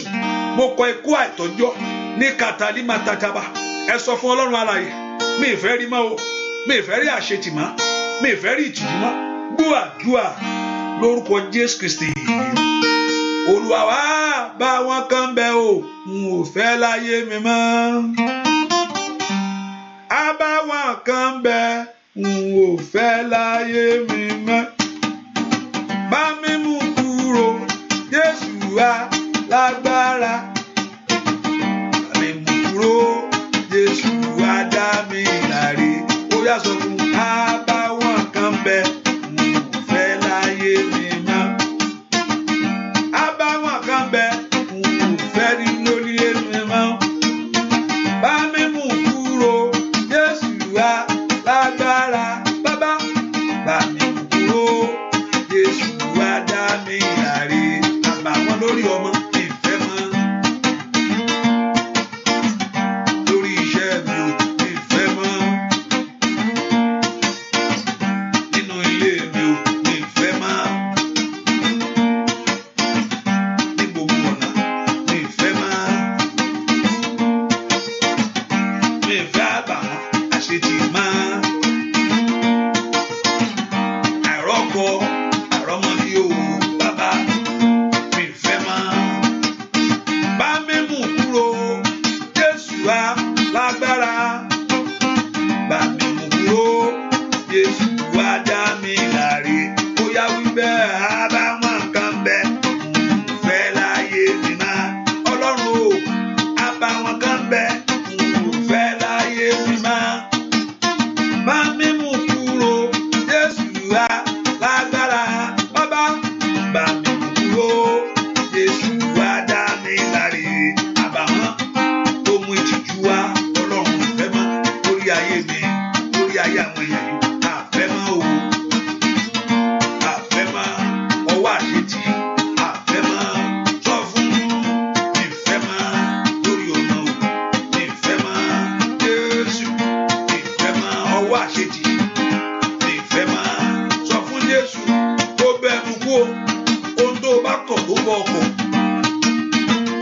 ohun tó bá kọ̀ ló bọ́ ọkọ̀ ìfẹ́ mọ́ lórí ilé mi ìfẹ́ mọ́ ó yá mú kúrò nínú àdúrà yìí ó yá yá bàbá á bá wọn kan bẹ́ẹ̀ n ò fẹ́ láyé mi mọ́ á bá wọn kan bẹ́ẹ̀ n ò fẹ́ láyé mi mọ́ bá mi mú kúrò Jésù wá lágbára bá mi mú kúrò Jésù wá dá mi láre ó yá sọ fún wa bá wọn kan bẹ́ẹ̀ n ò fẹ́ láyé mi mọ́ Olúwa á bá wọn kan bẹ́ẹ̀ n ò fẹ́ láyé mi mọ́ bá mi mú kúrò Jésù wá lágbára bá mi mú kúrò Jésù wá dá mi láre Jésù lọ́wọ́ agbára mo rò pé ó gbàdúrà Jésù lọ́wọ́ ìṣẹ́gun Jésù lọ́wọ́ ògbóṣẹ́ Jésù lọ́wọ́ àṣeyọrí jáde ó yá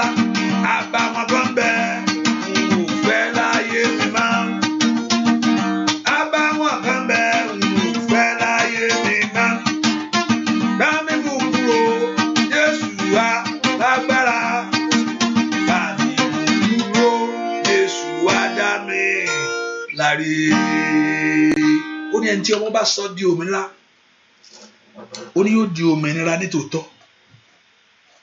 Mo ní Ọlọ́run ní sọ ayé ẹni di òmìnira ó sì jẹ́ kó ní òmìnira yẹn. Ó ní tí ọmọ bá sọ á di òmìnira ó ní á di òmìnira nítòótọ́. Ìgbà wo lọmọ bá fẹ́ sọ ọ́ di òmìnira? Well, the Son is going to set you free. Ìgbà wo lọmọ yẹ kó sọ ọ́ di òmìnira? Pé kí ọmọ yẹ kó ọmọ wù ọ́, pé kí ọmọ wù ayé ẹni kó mọ jìyà lọ ní àbí kó gba òmìnira rẹ lónìí. Ẹ sọ fún Jésù, Olúwa nítorí ọ̀rọ̀ mi má dákẹ́. Don't silent, oh God. Don't be silent, oh God. Dìde kó mú ìyà àti ẹ̀gàn kúrò nínú ayé mi ìfẹ́ lè mọ̀. Olúwa mi fi àṣetì mọ́, mi fi àṣetì òwúrọ̀ báyé mi pé èmi àti àṣetì níyà, pé èmi àti ìtìjú níyà. Separate us, oh God. I disagree with failure. When can two work together except they agree? I disagree with disappointment. As from today, tó bá ń bẹ nínú ìran èmi disagree pẹ̀lú ẹ. Tó bá ń bẹ nínú ọ̀nà mi èmi disagree. I disagree with you, you spirit of disappointment. Where me Jakule, I disagree with you, spirit of violence and delay. Begin to disagree with that power. I disagree with you. Gbogbo tó ń jayé mi níyà, gbogbo tí ń jayé mi lólè, Oya gbogbo tó ń fẹ̀tọ́ mi dùn mí. I disagree with you. Mo lọ tì pẹ̀lú rẹ lónìí o. Ní orúkọ Jésù. I disagree with you. Ní Kabaku Satalia. Gbogbo ipá tí ń yọ iṣẹ́ mi lẹ́nu sẹ́. Ètí ń yọ ọ̀nà mi lẹ́nu. I disagree with you. Oya bẹ̀rẹ̀ sí disagree. Oya pọ̀ orúkọ Jésù. I disagree with you. Mo lọ tì sí ìwọ ipá. Ìwọ ipá dójú ti ayé ẹni. Ìwọ apá fa ayé ẹni sí ẹ̀yẹ. Ní ogun tó fẹ́ já ayé rẹ wòwò. Ogun tó fẹ́ fi ẹ̀gàn sí ayé rẹ lónìí. Makali mako pepe satelia. La prendo totodi moko setelia. La prendo totiketelia. I disagree. Mo ló tì sẹ́. Mo kọ̀ ọ́ lónìí o. Mo kọ̀ ìwọ lónìí o. Ní orúkọ Jésù ogun àgàn yẹn. Ní orúkọ Jésù ìwọ ìdádúró fún rere. Ali makota tilimo. Ìwọ àìsàn náà àgọ́ ara. I disagree with you. Mo ló tì pẹ̀lú ẹ. Mo ló tì pẹ̀lú ẹ. Mo ló tì pẹ̀lú ẹ. Mo ló tì pẹ̀lú ẹ. Mo ló tì pẹ̀lú ẹ. Mo ló tì pẹ̀lú ẹ. Ní orúkọ Jésù. Mo ló tì pẹ̀lú ẹ. Gbọ́ àdúrà lórúkọ Jésù Kristi. Olúwa wa, you have not yet shared. Múra sí, tiraka sí. Bẹ́ẹ̀ ni, ó dán kó wá rí ọmọ yẹn bí ọmọ ní àmìlẹ̀ pé orí ọmọ ti jáde. Ó dán kó ti wá ọmọ yẹn kó ti dánwò ẹ̀. Ọ̀pọ̀lọpọ̀ ti bí tiẹ̀ báyìí. Ìwọ náà bí tiẹ̀. Ẹ̀rí yóò tẹ̀lé ẹ̀rí á tẹ̀lé ọ̀rọ̀ yìí. Inú àdúrà yìí, ẹ̀rí Ọlọ́run yóò fẹ́ ẹ̀rí rẹ̀ hàn. Ìyẹn ló jẹ́ àdúrà. Mo ní tí ìrántí ò rí èsì, àròyé ni o. Àròyé ni o. I know God has his own time to answer our prayers. I know that. There's a time because God knows individual. He knows in our heart. He knows your heart. He knows your ability. He knows your capacity. He knows when it's good for you to fit you. Sometimes, oh God, do this. Sometimes God look at it. Hold on, I will do it at my time to glorify his name. Because what God needs in everything in our life, it is his glory. Ṣùgbọ́n also Sátánì ó máa ń rọ́ọ̀bù yẹn àròpọ̀ Ọlọ́run ni kò dẹ̀ ń sọ Ọlọ́run ló ń ṣiṣẹ́ lọ́wọ́ èṣù ló that's why you must know àṣọ Ọlọ́run ló ń ṣiṣẹ́ tó ní kí n ní sùúrù láti àbí Sátánì kò sọ Ọlọ́run gbà mí what you are asking God is telling you I want you to wait because I know there's an enemy in your life that he wants you to be able to have that strength to able to hold on to the blessing. Ọ̀pọ̀lọpọ̀ ire tó ní dání ló yanjú ẹ̀.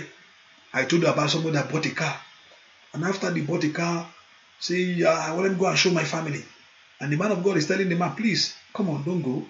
He say I want to go. Ó jẹ́ kí n lọ ọ̀pọ̀ ṣe ń padà bó dé bó tiẹ̀ dọ́dọ̀ wọn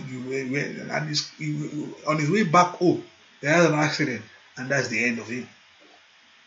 Or somebody that give it back to a child alẹ́ kan lọ sọ fún wọn pé mo ti bímọ The man is telling, don't go. The man of God is telling that, don't go.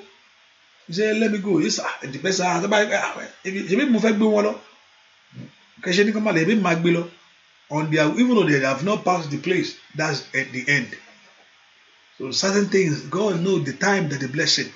But if anyone that the enemy is robbing you of your blessing today, tí ọ̀tá bá ń jà lórí oríire rẹ lónìí, Ọlọ́run yóò dojú ti agbára náà.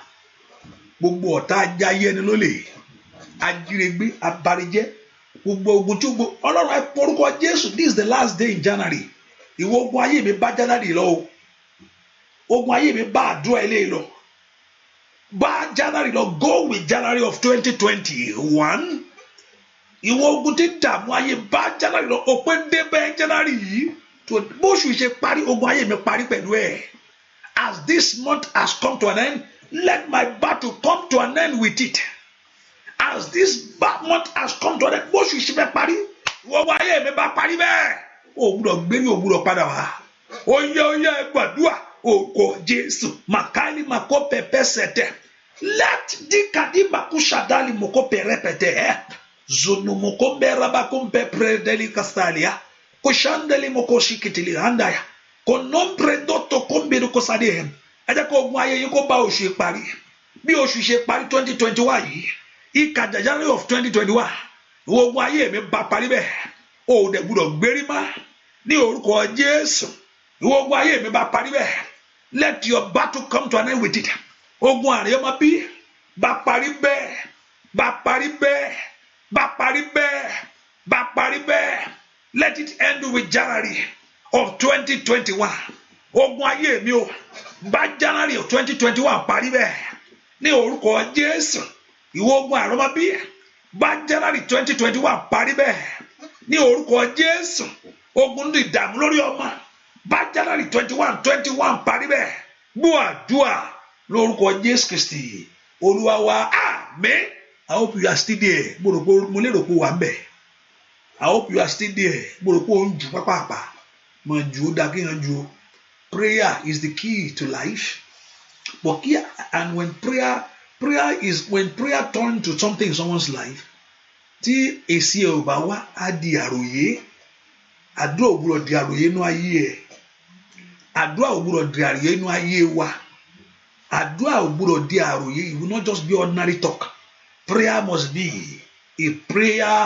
of blessing, must be of glory, must be of things of, must be something you enjoy to do. Àdúrà ò gbọdọ̀ di nira. Ẹja gbàdúrà kí tún ní gbogbo ilé báyìí. Torí pé yóò rí nǹkan kan bẹ̀ ni ló ti gbogbo ilé yìí. Tí èèyàn bá rí nǹkan bẹ̀, àjá gbàdúrà lọ́wọ́ kan lọ́wọ́ àjẹwọ́yọ́yọ́ra. Kò sọ mọ̀ pé bó ṣe ń béèrè Ọlọ́run fún ẹ. You will come to that place. Kó o tó lanu Ọlọ́run yóò gbọ́. Àmín. Ṣàmì dáadáa. Kó o tó lanu, before you open your mouth, the Lord will answer. Kó o tó béèrè ọ̀run yóò mú lé ọ lọ́wọ́. Àmín. You will come to a point in your life and begin from this moment. Kó o tó lanu, before you open your mouth, the Lord will hear. Kó o tó béèrè ọ̀run yóò gbọ́. Àmín. Before you ask, the Lord will give. Kó o tó lanu rẹ, Moholi Mosainaye, Koyali Makuta Kali Maka, Kadali Masondo Brade, Tatali Maka. Elisha come to a point in his time. Is a thought. The thought is the thought of him. The thought of Elijah. Ó kọ̀ rò ó, bàbá parí. Ó sì rò ó náà ọkọ rẹ̀ pé kò bá dàbí. You know, sometimes you say, báwo ló ṣe rò ó nǹkan bẹ́ẹ̀ ìránṣẹ́ Ọlọ́run tó ro kúkú àwọn remember, it's the time tó bá the certain thing God just allow to go. How God killed Ananias and Sapphira, God don't want something to that such things to continue. And they are in agreement also. Ananias and Sapphira, they are in agreement. Wonderful, God will just let him in agreement. But no. Agreement lewa. Kadiba ọkọ sọ kan mi, ìyàwó sọ kan mi. Ọlọ́run bá fi wọ́n lẹ̀. But at least the church that God want to be. Bàbá parí, ó ní kò bá dàbí. He was thinking of it. And right away, bears and deer open and tear up the children. Ó rò lọ́kàn ẹ̀ ni. Ìgbà míì èèyàn lè ṣagbára lò. Sometimes, that's why sometimes God don't want just to release things in our life just like that. Lórí òkè ni, I've mentioned to you, I went and this man was praying, he was, ẹ̀mí Elijah bà lé òun, ẹ̀mí Elijah bà lé òun, ọmọ kan ṣẹ̀ sóun, ó ní bó ṣe ẹ̀mí Elijah kọ́ òun fi ẹgbà sójú ọmọ yẹn, ojú ọmọ yẹn fọ́, ó ní ẹ̀mí Elijah ni. Mo jókòó mo ní èyí ò bá jẹ Amẹ́ríkà ò bá mọ̀ pé ẹ̀mí Elijah kọ́, wàá mọ̀ pé ẹ̀mí ìbínú ní jẹ́ bẹ́ẹ̀. Tó bá pa Amẹ́ríkà ni lẹ̀mí Elijah ti bà lé ẹ yẹn, ẹ̀mí Elijah yẹn yóò kúrò kíákíá. Ẹ̀mí ìbínú ni ó ń jẹ́ bẹ́ẹ̀, ìbínú ni ìyẹn lè ṣagbára ló ń gbà mí, ìyẹn lè sọ̀rọ̀ sọ bẹ́ẹ̀ ni. That's why sometimes God look at things before he give us a certain thing. Bẹ́ẹ̀ ni Olúwa máa sọ fún mi bá bínú sí yàn, màá bínú sí o, ṣùgbọ́n o màá hold you responsible o. Olúwa máa sọ fún mi pé àmọ́ àwọn ọ̀rẹ́ tó bá bínú sí yàn, màá bínú sí lóòótọ́, ṣùgbọ́n màá wá hold you responsible fún ẹni yẹn o. So kò tí mọ̀ pé tí n bá bínú sí òun á bá mi bínú sẹ́ni yẹn, má wọrí ṣé o fẹ́ bínú sí mi, má bẹ́ẹ̀ bínú sí, ṣùgbọ́n màá hold you responsible. Praise the Lord. So ẹ̀mí Elijah tó bà lé, ẹ̀mí Elijah tó ju ọmọ fọ́, ìbínú ni kò ń ṣe ẹ̀mí kẹ́mi ẹ̀mí Elijah wọn yẹn. Ìwà ẹgbẹ́ lu ìbò ni àmọ̀ pé àbóyá ẹ̀mí kéré máa ń jẹ́ wọ́n á ṣàbọ̀kúlà àmọ̀ pé ẹ̀mí Elijah kọ́ ilé, ẹ̀mí ìbínú ilé yìí. So God look at certain things in our life before he give us certain things. That's why to get things from God, it's better let your mind be right. Kí ọkàn wa ṣe déédéé. When we add it, ẹni tó ní ọwọ́ mímọ́ àti àyà fífún, a good heart. You always receive things from God quickly when your heart is right over your requests. When our heart is right, tí ọkàn wa bá mọ́ fún tá à ń béèrè, lọ́lọ́run máa ń fún wa kíákíá. Because why God want to hold things from you? Kí lọ́lọ́run fẹ́ jẹ ọ́ níyà ń rere fún? Why God want to suffer you not to have things in life? But when the heart is not right, tí ọkàn ò mọ́, Olúwa fún mi lówó lónìí, ó dá kí ló fẹ́ fowó ṣe? Tí n bá kọ́kọ́ wọ pàtí yẹn lọ, máa kọ́kọ́ gbà ládùúgbò mi ní gbogbo àwọn tó ti ṣàkọsí mi yẹn, máa kọ́ fi máa kọ́ gbogbo wọn àgbà máa ṣò wọn, ó dà pọ̀ ọkàn yóò ti right o. Bẹ́ẹ̀ ni Olúwa mi fẹ́ kọ́kàn yẹn right. Tó bá fún mi lọ́kọ gbogbo àwọn tó ti fi ọkọ yan mí lójú, máa kọ́kọ́ ná ọkọ mi kó kọ́ rìn, àbí ìyàwó mi kó rìn lójú kó lọ́tún. When the heart is right, ó ní ẹni tó ní ọwọ́ mímọ́ àti àyà fífún, a pure heart. Why he want to do those things for you? I mean, with a good reason. Kò lè jẹ́ ọ̀yà. Let your heart be right as of today. Let your heart be right. Mo fẹ́ jọ̀gá, I want to be the boss. Kí wọ́n á bẹ̀ sí command wọn, kí wọ́n á gbà níbi wọ́n ti fún wọn. Let your heart be right. Tó bá fún mi mọ́tò gbogbo àwọn tó ti fi mọ́tò jẹ mí yẹn, màá máa tẹ pínpín sórí wọn ni, màá máa tẹ hàn nìyẹn, chin chin chin chin chin chin chin chin. Hallelujah. When the heart is right, Olúwa máa fi ṣiṣẹ́ fún ẹ, máa fi gbé àwọn èèyàn máa ṣàánú. And you are saying it, even though you are saying just to give to you, he knows the deeper things of your heart. Kí nǹkan ọgbọ́n mi à lè sọ nǹkan láti pa ká fọjú Ọlọ́run mọ́ra, jẹ́ kí n kọ́ sọ kí nǹkan tẹ̀ ọ́ bóyá no orí tọkàn kò ṣe tẹ́ni yẹn ló ń wò.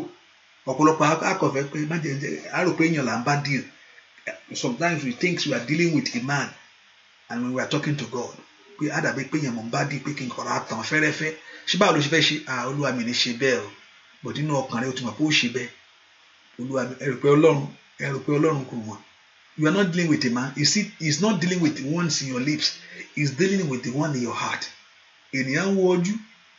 Olúwa mi ní ṣe bẹ́ẹ̀ o ti mọ̀ pé nǹkan tó máa ṣe. Rò pé èèyàn là ń bá sọ̀rọ̀. Ó ti wọnú ọkàn ló wò pátá, ó wọnú ọkàn yẹn. Ó ṣe bẹ́ẹ̀ tẹnu yìí. Ó ṣùgbọ́n àwọn èèyàn ń fẹ́ lọ, wọ́n ń bọlá fún mi pẹ̀lú àwọn wọn, ṣùgbọ́n ọkàn wọn ó jìnnà sí mi. So you know, ẹni tó ní ọwọ́ mímọ́ àti àyà fífún, jẹ́ kí àyà rẹ kó má látòun lọ sọ́mọlẹ̀ kejì. Mo fẹ́ lówó kí lè bless àwọn èèyàn ni, pé kí wọ́n máa gbà kọ́. Ó fẹ́ lọ́kọ kó lè jẹ́ fún ògo, kémi náà lè lé ẹbí Ọlọ́run. Pé àkọ́kàn mọ̀ kémi náà ti gbà wọ́n ti fi yọ ọkọ jẹ mí. Hallelujah. wọ́n sọ pé mo ń fẹ́ lé wọn ní tí mi sì fẹ́ mo fẹ́ ṣó wọn pé mi náà ní tèmi o hallelujah lórúkọ Jésù ojú ò ní tì ọ́ àmín ẹ bí orúkọ Jésù Olúwa ó dín ní ìfẹ́ mọ́nú ayé mi bá mú kú. I don't want this in my life anymore. Ìrìn ayé mi jáde wá fún mi manifest to me ògo mi farahàn sẹ́ ẹ ṣe mí lẹ́ni ògbónú àdúrà yìí kàlímà kó rẹ̀ bàkásà tálí bàkásà tá kènì mú kó tètè ní mú kó tó lè yá ó yá ẹ ṣe mí lẹ́ni ògbónú àdúrà yìí ẹ ṣe mí lẹ́ni yìí náà àdúrà yìí ẹ ṣe ọmọ mi bẹ́ẹ̀ ẹ dá mi lóhùn níbi àyè ńlá ẹ gbére mi jáde fún mi yìí ni màkàpà sátà ó yá gbogbo yẹn ẹ rí ìyanu gbà nínú àdúrà ẹ rí ògo gbà ẹ rí ìyanu gbà gbọ́ àdúrà lórúkọ Jésù Kristi Olúwa wa mo fẹ́ kó get before I pray for yours láti gbàdúrà fún wa over your request and over I want us to take Holy Communion abẹ́kábá Olúwa jẹun ní àṣálẹ́ yìí no he is waiting for us to eat with him and when we get to heaven Jesus Christ is waiting for us to eat with him. He told us mi ní báyìí jẹ mọ́ àfi ní ọ̀dọ̀ bàbá mi lọ́run. So but also he told us as we do this we do it in remembrance of him. Mo fẹ́ kó mú wáìnì yẹn, mo fẹ́ kó mú juice ẹ̀, mo fẹ́ kó mú bisikíìtì ẹ̀ or bread ilé tó bá níbẹ̀ láti fi jẹ. I want you to get it ready. Praise the Lord. I want you to get ready to take Holy Communion. Wọ́n tó ń wọ́n ọmọ ẹ̀ bẹ́ẹ̀ kó jẹ́ ọ̀lẹ́ ayé á sì sọnù ẹ̀ ilé tó máa jẹ nìyanu á ṣẹlẹ̀ o kọ́lẹ̀ mọ́ tí mo sọ yẹn o wọ́n tó ń wọ́n ọmọ ẹ̀ lọ mú búrẹ́dì yẹn kó jẹ́. Thank you my daddy. Tó o bá jẹ́ lónìí wàá rí pé Ọlọ́run jẹ́ Ọlọ́run lórí ọ̀rọ̀ rẹ̀ tó bá lè jẹ́ kiri lẹ́nìí wàá rí pé Ọlọ́run jẹ́ Ọlọ́run lórí ọ̀rọ̀ rẹ̀ bẹ́ẹ̀ ni mo sọ lórúkọ Olúwa mo sì sọ bẹ́ẹ̀ ni ní orúkọ Olúwa ni mo sọ̀rọ̀ yìí o wọ́n tó ń wọ́ ọmọ yẹn that are trusting God for the food kò ní yẹ ohun tí mo sọ yìí kò ní yẹ ìwọ́n tó ń wọ́ ọmọ yẹn ṣáà jẹ́ o ti ń jẹ́ látijọ́ yìí ṣùgbọ́n wàá jẹlé wàá jẹ́ sí iyè bó ṣe jẹ́ ìyanu yẹn á farahàn kò sí káyé mẹ́wàá kán kó wọn jọ kán kó àwọn èèyàn jọ ìyanu rẹ̀ farahàn. You can take it. You say you have took it in the morning. You can take it. It's a bread. It's okay. You take it every day. If you want to take it, you can take it. You have taken it in the morning. It's okay. You feel like it's okay. tó bá ṣe pé lè tó jẹ láàárọ̀ ni dídí náà ni kó dágbára náà rẹ dídí tó jẹ lójoojúmọ́ kò sí nǹkan tó wà mẹ́ but make sure you eat it in faith. You are taking it in faith. O tó ṣe pàtàkì kéèyàn jẹ́nu ìgbàgbọ́ kéèyàn sì jẹ́nu òdodo like unforgiveness in you ìbínú ìjà those things especially àìdáríjì ọmọnìkejì kò dá kò má jẹ kò sẹ́kọ̀ lọ́n dáríjì ẹ̀ kó tó jẹ́ kò sì làjà. This is what Jesus told us to do. And this only Jesus Christ told us to do in remembrance of him. If you want to remember me, take this bread in remembrance of me. In remembrance of him. Remembrance of him for what? He came to suffer for you and die for you. Láti wá gba ohun tí Jésù ṣe ni pé ó wá gba ipò ikú wa kú òun mú wa kú lọ́wọ́ ègbé ikú òun wá gba bẹ̀ ohun tí Jésù wá ṣe fún wa nìyẹn o. So ẹni tó bá gba pé Jésù gbọ́ bí èso pé bó tilẹ̀ kú ó ní ẹni ayé ìdájú because òun ti gba ipò ikú yẹn kú ó sì òun á ṣẹ́gun ikú yẹn àwa ò lè ṣẹ́gun ikú ṣùgbọ́n òun gba ipò wa òun dẹ̀ lé agbára láti ṣẹ́gun ẹ̀ ó wá gbé ikú mi ó gbé ní ìṣẹ́gun ó fọmọ́lẹ̀ yẹn ó wá ní káwa máa lọ ní òmìnira. So when you accept Jesus Christ in your life you are free from death. Ó ti kúrò lọ́wọ́ ikú ayé. What is ikú ni separation from God.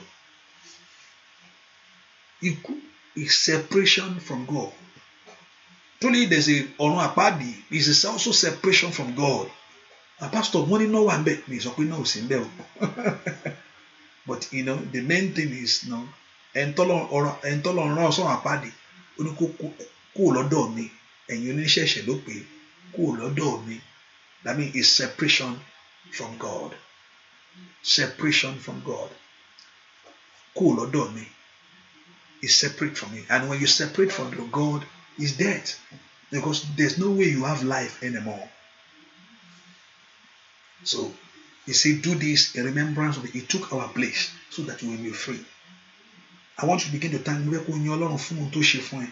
Olúwa mo dúpẹ́, ó gba ikú mi kú, ó sì gba ìyà mi jẹ. Ìyà tí yẹn bá jẹ wọ́n náà fi nà ọ́. Àṣà lọ́gbẹ́, àná, ó nípa iná rẹ̀. Bó ṣe iná yẹn, ó wá fún èmi níyẹn, ó wá mú mi ní ara dá ni. Iná rẹ̀, ó mú ìmúláradá fún ayé mi ni. Ẹ ká dúpẹ́ fún iná rẹ̀ tó múra. Bó ṣe jẹ́ yìí, ìyanu á sì farahàn ní ayé rẹ̀. Bó ṣe jẹ́ yìí, owó ògo yóò farahàn. Bẹ́ẹ̀ ni, ẹlòmíì, ohun tó wà lágbo ara ẹ á jáde síta. Bó ṣe fẹ́ jẹ́ yìí, ohun tó wà lára ẹ, whatever's in your body, that will come out of your body. Torí agbẹ́ Ọlọ́run yóò bá ara yẹn pàdé, ohun tó wà lára yẹn á jáde síta. Torí Ọlọ́run fẹ́ gba ilé yẹn, ilé ẹ̀ ni, gbogbo agbá tí ń yọ ilé yẹn lẹ́nu, yóò fi ọ̀nà ńlẹ̀ fún ni. Dúpẹ́ lọ́wọ́ Ọlọ́run fún ohun tó ti parí lórí àgbélébùú. Thank him for what he has done. Olúwa ṣeun o fún ohun tó ṣe fún mi, fún ẹ̀jẹ̀ rẹ àtàrà rẹ èyí tó fún mi. Thank you, Father. Bó ṣe jẹ́ yẹn kó rí bẹ́ẹ̀, Olúwa ọ̀rọ̀ rẹ ti jáde fẹ́ni tó wá ọmọ yẹn pé yóò rí bó ṣe rí bẹ́ẹ̀, bó ti sọ fún wọn bẹ́ẹ̀. Mo sọ pé ẹni yẹn yóò ní ẹ̀rí rẹ̀ yóò sì dálẹ̀ fún. Bẹ́ẹ̀ ni ó sì rí. Láì lórúkọ Jésù lọ́wọ́. Give thanks and take it. Give thanks. This is the flesh of God that was broken for you. Èyí ni ara Jésù. Èyí that was broken for your life. Gbà jẹ́ kò sì máa dúpẹ́.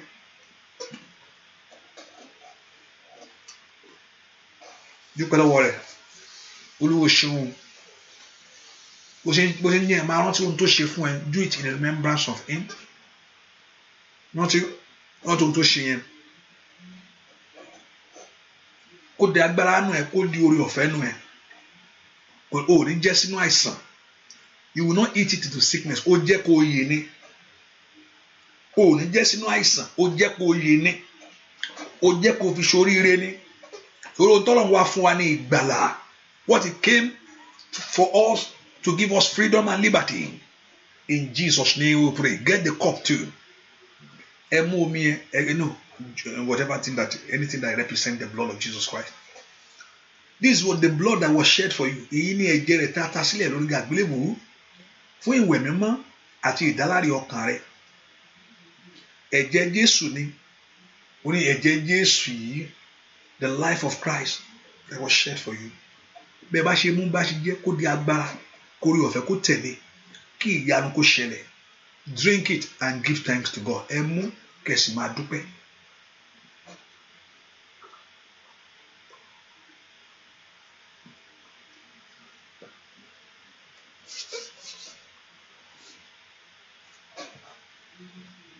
Jésù, a dúpẹ́ fún orí ọ̀fẹ́ tó fún wa lónìí láti ṣe ìrántí ohun tó ṣe lórí àgbélébùú. Thank him for what he has done for you. Thank him for a new life in your life. Thank you for great things for you right now. Olúwa, a ti jẹ́ rárá, a ti mú ẹ̀jẹ̀ rẹ̀ kó di agbára nú ayé àwọn èèyàn yìí. Let it turn to power in them. Kó di orí ọ̀fẹ́ nú ayé àwọn èèyàn yìí. Kẹ́ sí ìyè. Bó ṣe mú kó mú sí ìyè, kò ní di àìsàn sí ọ lára. Gbogbo tó wá wà lágbo ara rẹ tí ò ń ṣe ti Ọlọ́run, ó yá kó jáde síta. Àmín. Gbogbo tó wà lágbo ara rẹ, mọ̀wọ́lì mà sáńdà, kùndálì mọ̀ kó sàtì. Bàkálì màkálì mà kú ṣàtẹ̀. Lìgàlì mà kó pẹ̀rọ pẹ̀tẹ́kẹ̀tẹ́. Mo gbàdúrà lórúkọ Jésù kó jáde síta. Àmín.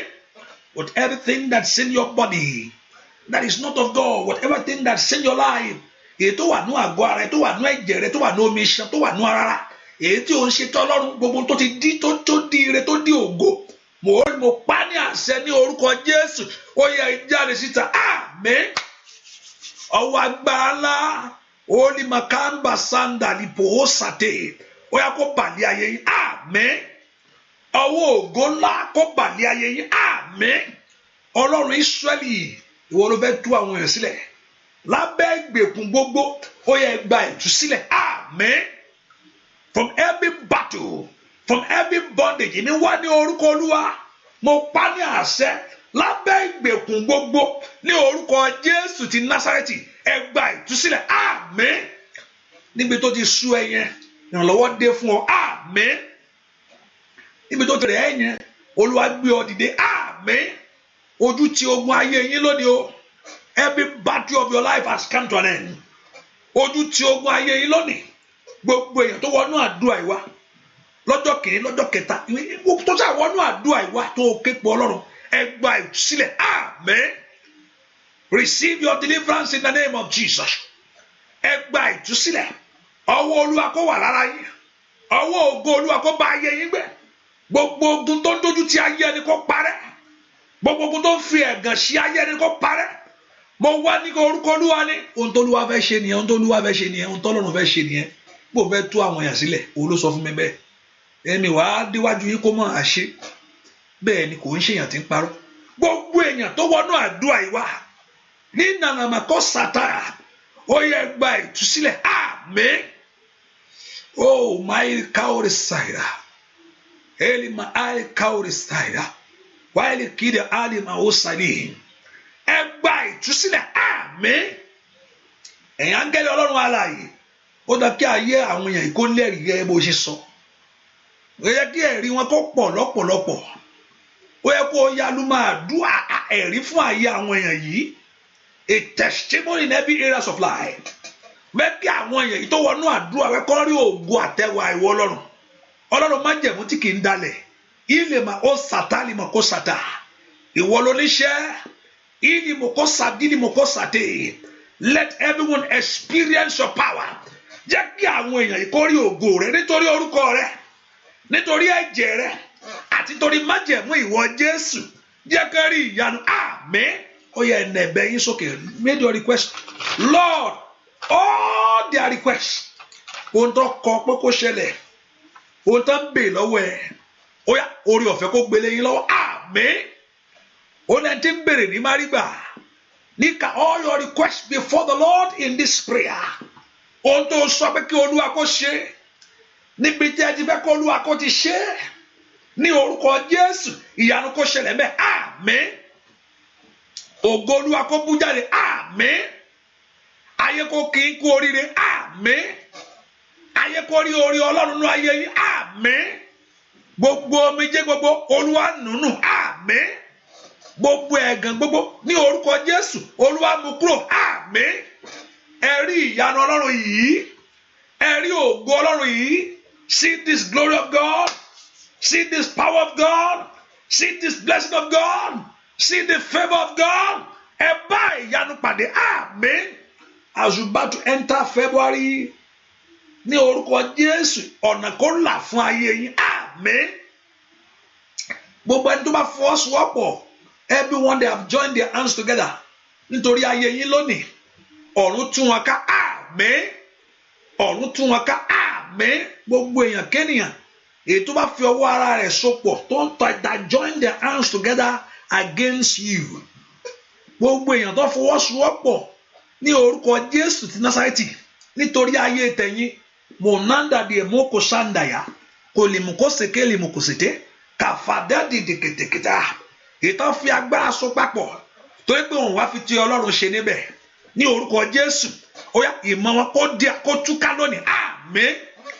Torí pé ọ̀tá rẹ̀ ò fi tọlọ́run ṣe, ọ̀tá rẹ̀ ò bá sọ pé ó ṣẹ̀un tó wá ń fìyà jẹ ọ́ torí pé ó ti fi ìdájọ́ sí ọwọ́ ara rẹ̀.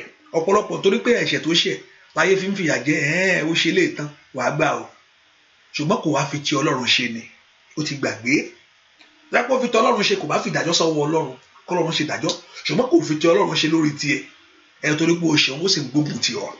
Ní orúkọ Jésù torí pé o sọ ní nànàmàkà pàpọ̀ sàtà ní orúkọ Jésù ó yá gba ìtúsílẹ̀ àmín, gba ìtúsílẹ̀ àmín, gba ìtúsílẹ̀ àmín.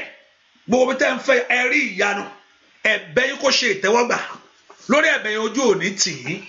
Olúwa yóò gbọ́, Olúwa yóò dáhùn, Olúwa ṣe bẹ́ẹ̀, bẹ́ẹ̀ ṣe béèrè kó rí bẹ́ẹ̀, bẹ́ẹ̀ ṣe sọ kó rí bẹ́ẹ̀. Ọlọ́run fi àmì agbára hàn nínú àdúrà tá a fi wọ wá. Ọlọ́run Ísírẹ́lì, Ọlọ́run májẹ̀mú tí ò ń dalẹ̀, Ọlọ́run tó wà síbẹ̀síbẹ̀, bàbá arúgbó ọjọ́ yẹn, bàbá arúgbó ọjọ́ yẹn, Ọlọ́run ìpè Jésù, mo fẹ́ kó wá fi ọwọ́ agbára rẹ hàn. Mósè béèrè àmì, ó ní kí ni ó jẹ́ àmì, ó sì fi àmì ògo hàn. Ó ní kí ó jẹ́ àmì, ó sì fi àmì ògo hàn. Ọlọ́run àmì yìí mo fẹ́ kó fi hàn fún àwọn èèyàn yìí, gbogbo èèyàn tó wọnú àdúrà yìí, pé ìwọ ni ìlì màkàsà dálíà, pé ìwọ ni. Àmì náà ni pé gbogbo èèyàn tó ń tọ́ sọnú àdúrà yìí mo fẹ́ kó gbélé wọn lọ́wọ́. Mo fẹ́ kó fi àmì hàn pé ìwọ, I want to show them a sign that you are God, that you are able, you are more than able to do it. Gbogbo èèyàn tó wọnú àdúrà yìí tó ké pe Ọlọ́run, ìkàbá sàdálíà nànú kàpẹ́rẹsẹ̀tẹ̀ lè kàtẹ́lì mọ̀kó sàtẹ́lì màkàsàdé. Ohun tẹ́ wí lórúkọ Jésù tẹ́ béèrè, ohun tẹ́ kànlẹ̀kùn bẹ́ẹ̀ ṣe kàn án bẹ́ẹ̀ sì béèrè, ìní màkàsàdà, Olúwa kó ṣe bẹ́ẹ̀ àmín. Ṣèbí wọ́n ló sọ pé there will be a result, pé there shall be a result, pé èsì á jáde. Ó yá ẹ̀rí èsì náà gbà àmín. Olúwa ó ti sọ pé èsì á jáde, pé ẹ̀rí ayé àwọn èèyàn yóò sì pọ̀. Ìní màkọ́ pàrọ̀ sàtẹ̀, asọ̀rọ̀ mọ́rọ̀ṣẹ́, asọ̀rọ̀ dótòrò rẹ̀ ní orúkọ Jésù. Ó yá fi ìyanu àmín. Gbogbo èèyàn ó yá ohun tẹ́ béèrè nínú àdúrà yìí kó di mímọ̀ fún yín. Olùrànlọ́wọ́ ní gúúsù àti ìrìn àríwá, ní ìlà oòrùn, the helpers of destiny in every areas of life, let them manifest to you, let them manifest to you. Gbogbo tẹ́ bá gbẹ́sẹ̀ lé, gbogbo tẹ́ bá tẹ̀ lórí ọ̀rọ̀ yẹn ní orúkọ Jésù, ilẹ̀ kó ṣí fún yín. Ojú òní tì yín, yóò bá ẹ̀rí wá, yóò bá ẹ̀rí jáde, yóò bá ẹ̀rí wá, yóò bá ẹ̀rí jáde. Olúwa yóò múnú yín dùn, bẹ́ẹ̀ ni ó sì rí fún yín. Ó yẹ mú òróró yẹn, òróró yìí lórúkọ Jésù. Ẹ̀bùn, this is your new year, this is a new year gift from the Lord to you. Gbogbo àti tó bá lò kó jẹ́ fún ọ. This is your new year gift from the Lord to you. Gbogbo àti tó bá lò kó jẹ́ fún ọ. Anytime you apply it, ẹ̀rí ìyanu Ọlọ́run. Anytime, even if in 2 years time you apply it, in 3 years time you apply it, kó rí bẹ́ẹ̀. Ohun tẹ́ bá lò fún ọ̀rọ̀ Ọlọ́run kó tẹ̀lé. Agbára jíǹde kó ṣe é. Oh, the yokes are broken by the anointing, by this oil, through the power of the Lord Jesus Christ. Let every yoke break. Nípa òróró yìí, ní orúkọ Jésù, kí aláìsàn kó sàn. Kí o ní díkàtà ní nànàmàkàsàdé, àlàmàkúpà rọ́sàdé, gbogbo ìgbà ibi tẹ́ bá dẹ̀ sí, ilé tó bá wà kí ìtura kó wọ bẹ̀. Ní orúkọ Jésù, májẹ̀mú ọ̀rọ̀ Ọlọ́run kó tẹ̀lé òróró yìí. Ó di agbára wọ̀ ní orúkọ Jésù, kó sàmì èsì ọlára, bẹ́ẹ̀ ni ó sì rí láì lórúkọ Jésù Kristi Olúwa wa àmín, àmín, àmín lórúkọ Jésù. Now anoint yourself, anoint yourself now. You know, I told now you can use it now. It's now you're free to use it now. Now anoint yourself. Lórúkọ Jésù, ayé mi gba ire láti lọ. Ilẹ̀kùn ṣí fún mi. Anoint yourself with it. Mo di ẹni ọ̀tọ̀, mo di ẹni ọ̀tún lónìí. Àmì Olúwa bà lé ara mi o. Ó yá bẹ̀rẹ̀ sí rí ìyanu. Bẹ́ẹ̀ ṣe fi kan ara yín lórúkọ Jésù. Ohun ìyanu kó ṣẹlẹ̀. Ọwọ́ ọ̀tún Ọlọ́run kó kàn yín lára.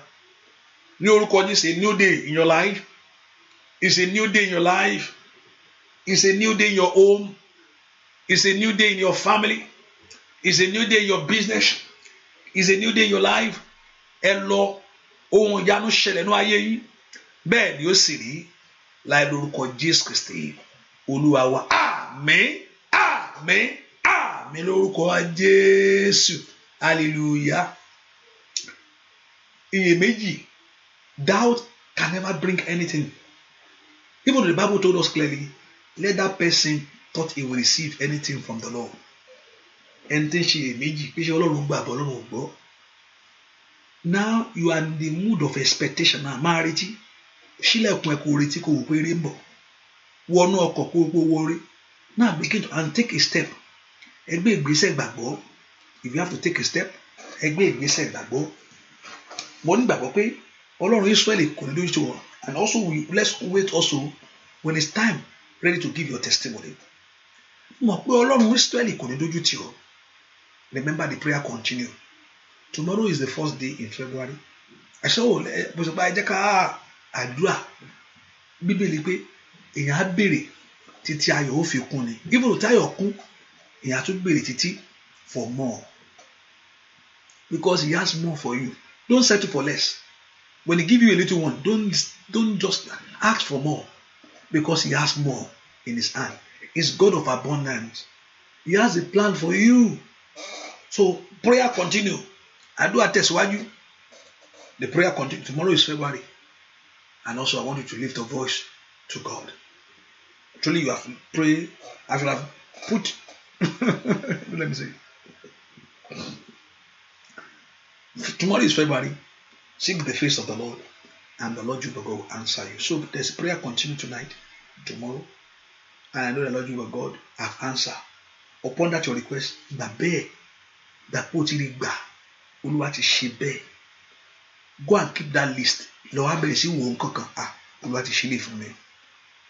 Olúwa ti ṣe lè fún mi. Gbogbo ẹ̀yin tẹ́ ń wá wèé that you are believing God for your papers in this land. Olúwa ti fún yín. Torí ó sọ bẹ́ẹ̀, Olúwa máa fún àwọn èèyàn níwèé. Èmi ò sì doubt ẹ̀ torí pé òun ló nílẹ̀. I don't doubt it. Once I never doubt it. He owns the land. Olúwa ṣoṣo ọkọ̀ máa fún wọn. Ó máa fún wọn. Because òun ló nílẹ̀. Òun ló nílẹ̀ àtẹ̀kùn rẹ̀. Àti àwọn àtẹ ayé àtẹ tó those that in that place òun ló ní. So ẹ̀yin tẹ́ ẹ wá wèé ẹ kú oríire o. Torí Olúwa sọ pé òun ó fún àwọn ẹ̀. Òun ló nílẹ̀ kò kú doubt. I don't doubt it. Ìwọ gan tó ti fẹ́ profile ẹ gbó. Òkú oríire. Congratulations. Àtẹni tó fẹ́ travel that you are set to travel. You have been applying for visa. Òun ló láṣẹ ìrìnnà lọ́wọ́. Bẹ́ẹ̀ èdè náà mọ̀ bẹ́ẹ̀. Òun ló ní àṣẹ ìrìnnà lọ́wọ́. And you have received it in Jesus' name. The Lord will do great things for you and bless you and favor you. Tomorrow is a first day in so there's a prayer tonight also. I said, let me go and rest. Even I was thinking, rest. But there's no rest in prayer.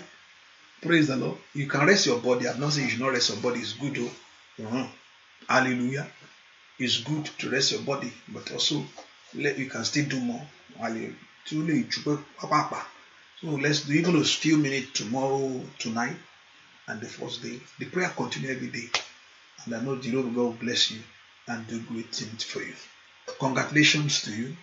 Congratulations to you. Mo kú yín kú oríire o. Mo kú ìwọ tó jẹ́ oúnjẹ rẹ lúwa yẹn. Máa retí ọmọ ẹ̀. Ọmọ ọkùnrin ní làǹtìlanti. Ọmọ ọkùnrin ní. Ọmọ ọkùnrin ní owó fi bí. A male child. Ọmọ ọkùnrin ní làǹtìlanti ní. Bẹ́ẹ̀ ni àṣírí. Ayé ò ní yí padà. Yóò rí bẹ́ẹ̀ gẹ́gẹ́ bí ọ̀rọ̀ Ọlọ́run. Kọ́lẹ̀ wà bímọ. Ọdún ìwà bímọ. Okú oríire. No day. You're going to have your child this year. This year is your year, a year to remember. And every individual you will end well. You will end well. You will end well. Bẹ́ẹ̀ ni ó sì rí. Ẹni tó ń wáṣẹ́ tuntun wọ́n á fún iṣẹ́ tuntun yẹn. Wọ́n á fi iṣẹ́ tuntun fún ọ. Wọ́n á fi iṣẹ́ tuntun fún ọ. Àṣẹ fún wa pásítọ̀ ọkọ ọmọ wa ìyanu ìṣẹ̀lẹ̀ yóò sì rí bẹ́ẹ̀. Ogun tẹ́ sọ ó ti rí bẹ́ẹ̀ láì lórúkọ Jésù Kristi Olúwa wa. Àmín àmín àmín lórúkọ Jésù. If you want to give your offering for your prayer, you can free to do that. And you can do that on Zelle. You can do that Zelle because it's good to do that. David told us that I will not offer to God. You have offered a prayer to him. He said, I will not offer what will not cost me. He has cost you your time. Also let it cost you your money, your offering before the Lord. Offering for the I will not tie your offering to prayer. But just give your offering to God.